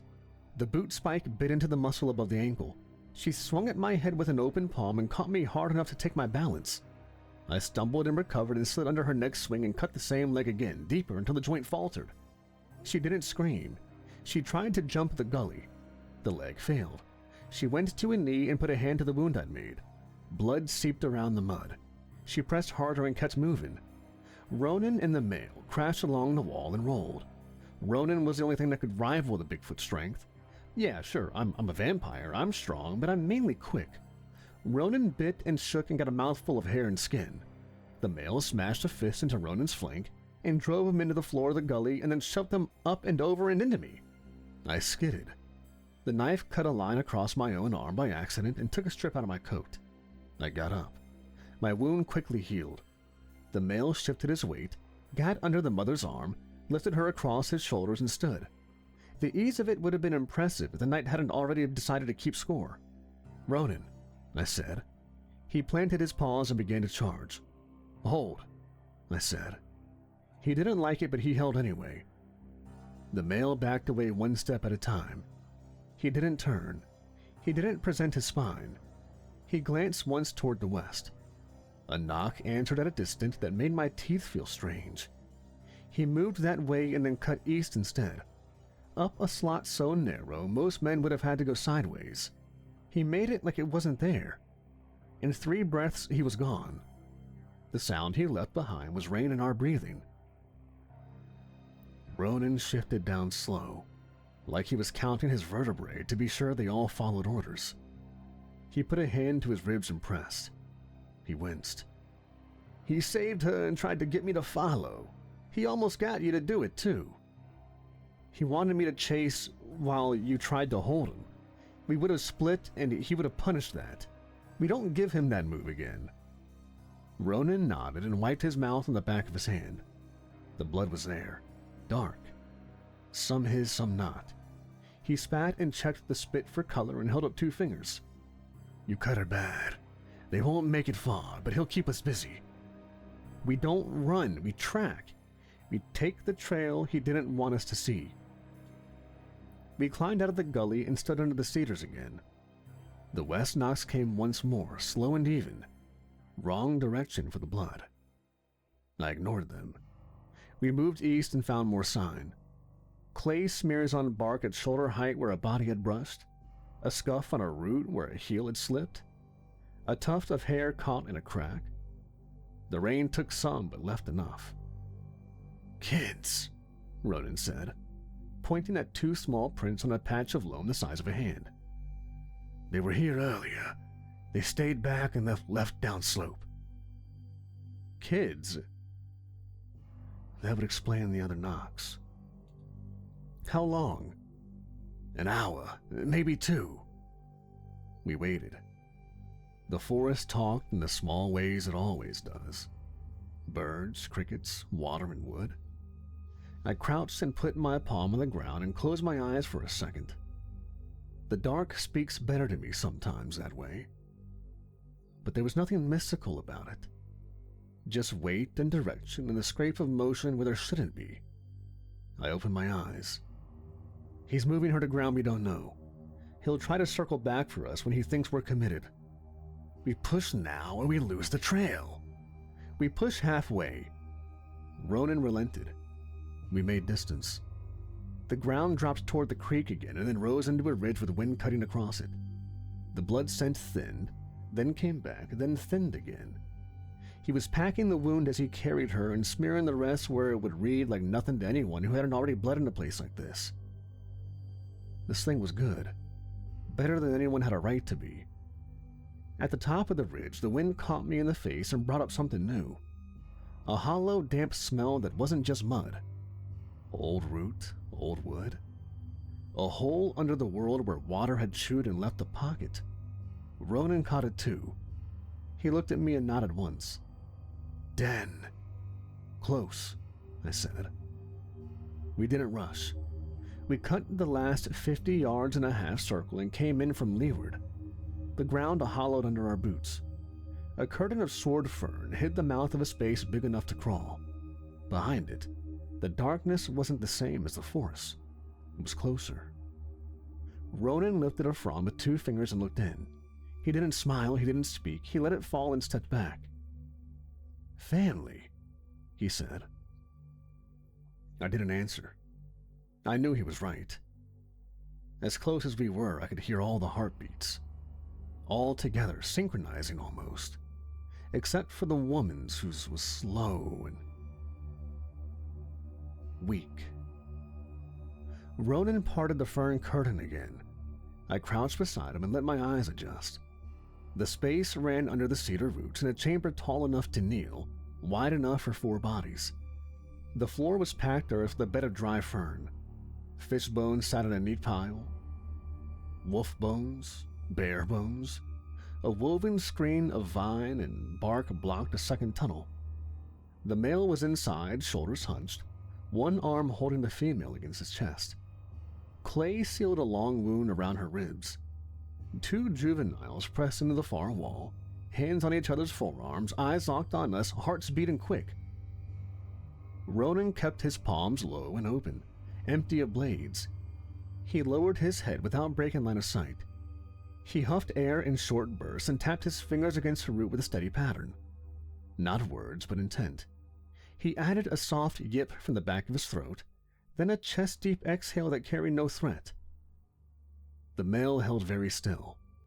He didn't bare teeth. He put his free hand flat on the floor, and touched the female's shoulder with the back of his knuckles. He answered with 2 knuckle raps on a stone, then another breath, then eased the juveniles behind him with a firm push and a low sound that carried authority without panic. "He's telling us this is his home," Ronan said, barely above a whisper. "He's telling us to keep distance. Not a challenge, but a line." "You can understand him?" I asked. Ronan nodded. "I don't know how, but I can get enough from him. An understanding between us." "Can you ask about the bodies?" Ronan looked at the male. Eyes locked. I waited. The male's jaw worked. He reached to the vine screen and lifted one strand. A plastic pull tab hung there from a torn pack. White scratches marked the root beside it where a zip tie had rubbed. He touched the marks with 2 fingers. He thumped his chest twice, pointed toward the downslope, then closed his hand around empty air and pulled. He finished with a flat hand to the ground, palm down, holding position. "He says men came.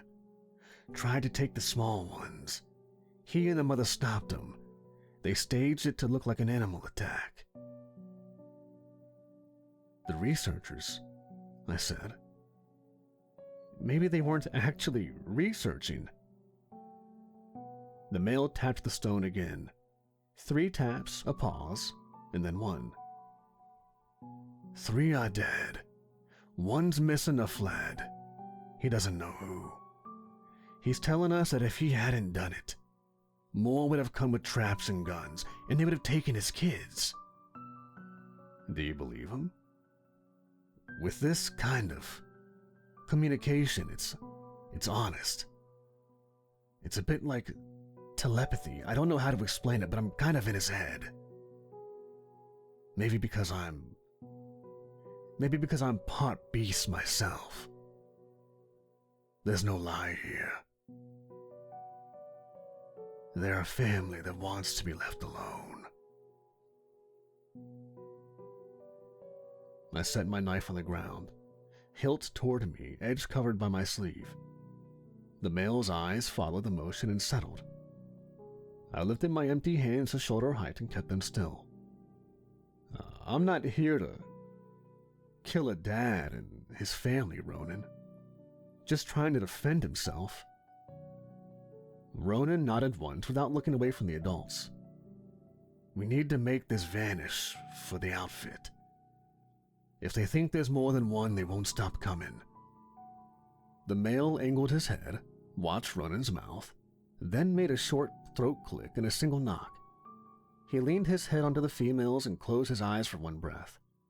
When he raised them again, the decision was there. He would not abandon this place. He would not leave his home and uproot his family. If we forced it, we would kill each other in this hole. If we walked away, he would stay quiet and teach his young to stay quieter. I took a step back from the opening. The juveniles loosened their grip on each other by a fraction. The female shifted and pressed a palm against her wound. The male eased his shoulders down. Ronan lifted a hand and tapped a clear pattern against the root. "He understands. He says they will not come near our camp if we don't bring men here. He's warning that others will walk the forest. He can't stop that." "Then we're done," I said. We backed away 10 yards before turning. We moved out the way we came, stepping where we had already stepped, brushing prints where the soil would hold them. When the den was out of sight, the night opened again and the forest resumed its steady noise. Ronan let his shoulders sag and rolled his neck until it popped. He breathed hard and then pulled it back under control. "You gonna be able to sell this?" he asked. "They think there's one. They'll accept that we killed him. We give them a story that cleans up their paperwork and lets this ridge go quiet again." I pulled the handset and the phone from the dry bag and powered them. The handset stayed dead. The phone grabbed one thin bar and let it go. We climbed to a knoll where the trees thinned and the ridge opened to the south. The phone caught enough to push a text. Old one neutralized. Body unrecoverable. Bear sign consistent. No public exposure. No need for a cleanup crew. Body destroyed. I held the send button until it stuck and watched for the answer. It came moments later. Acknowledged. You tell them we mulched it? Ronan asked. More or less. He laughed once. I got carried away in grizzly form. Gotta admit I kinda like it. We headed back toward camp. We packed up our gear and made our way back to my car. As we approached the car and with my hand on the handle, I stopped for a moment. Ronan and I heard a rustling in the distance. We paused and heard 2 thumps on the trees next to us. Ronan and I looked at each other. We smiled, laughed, wished them good luck, and entered the car.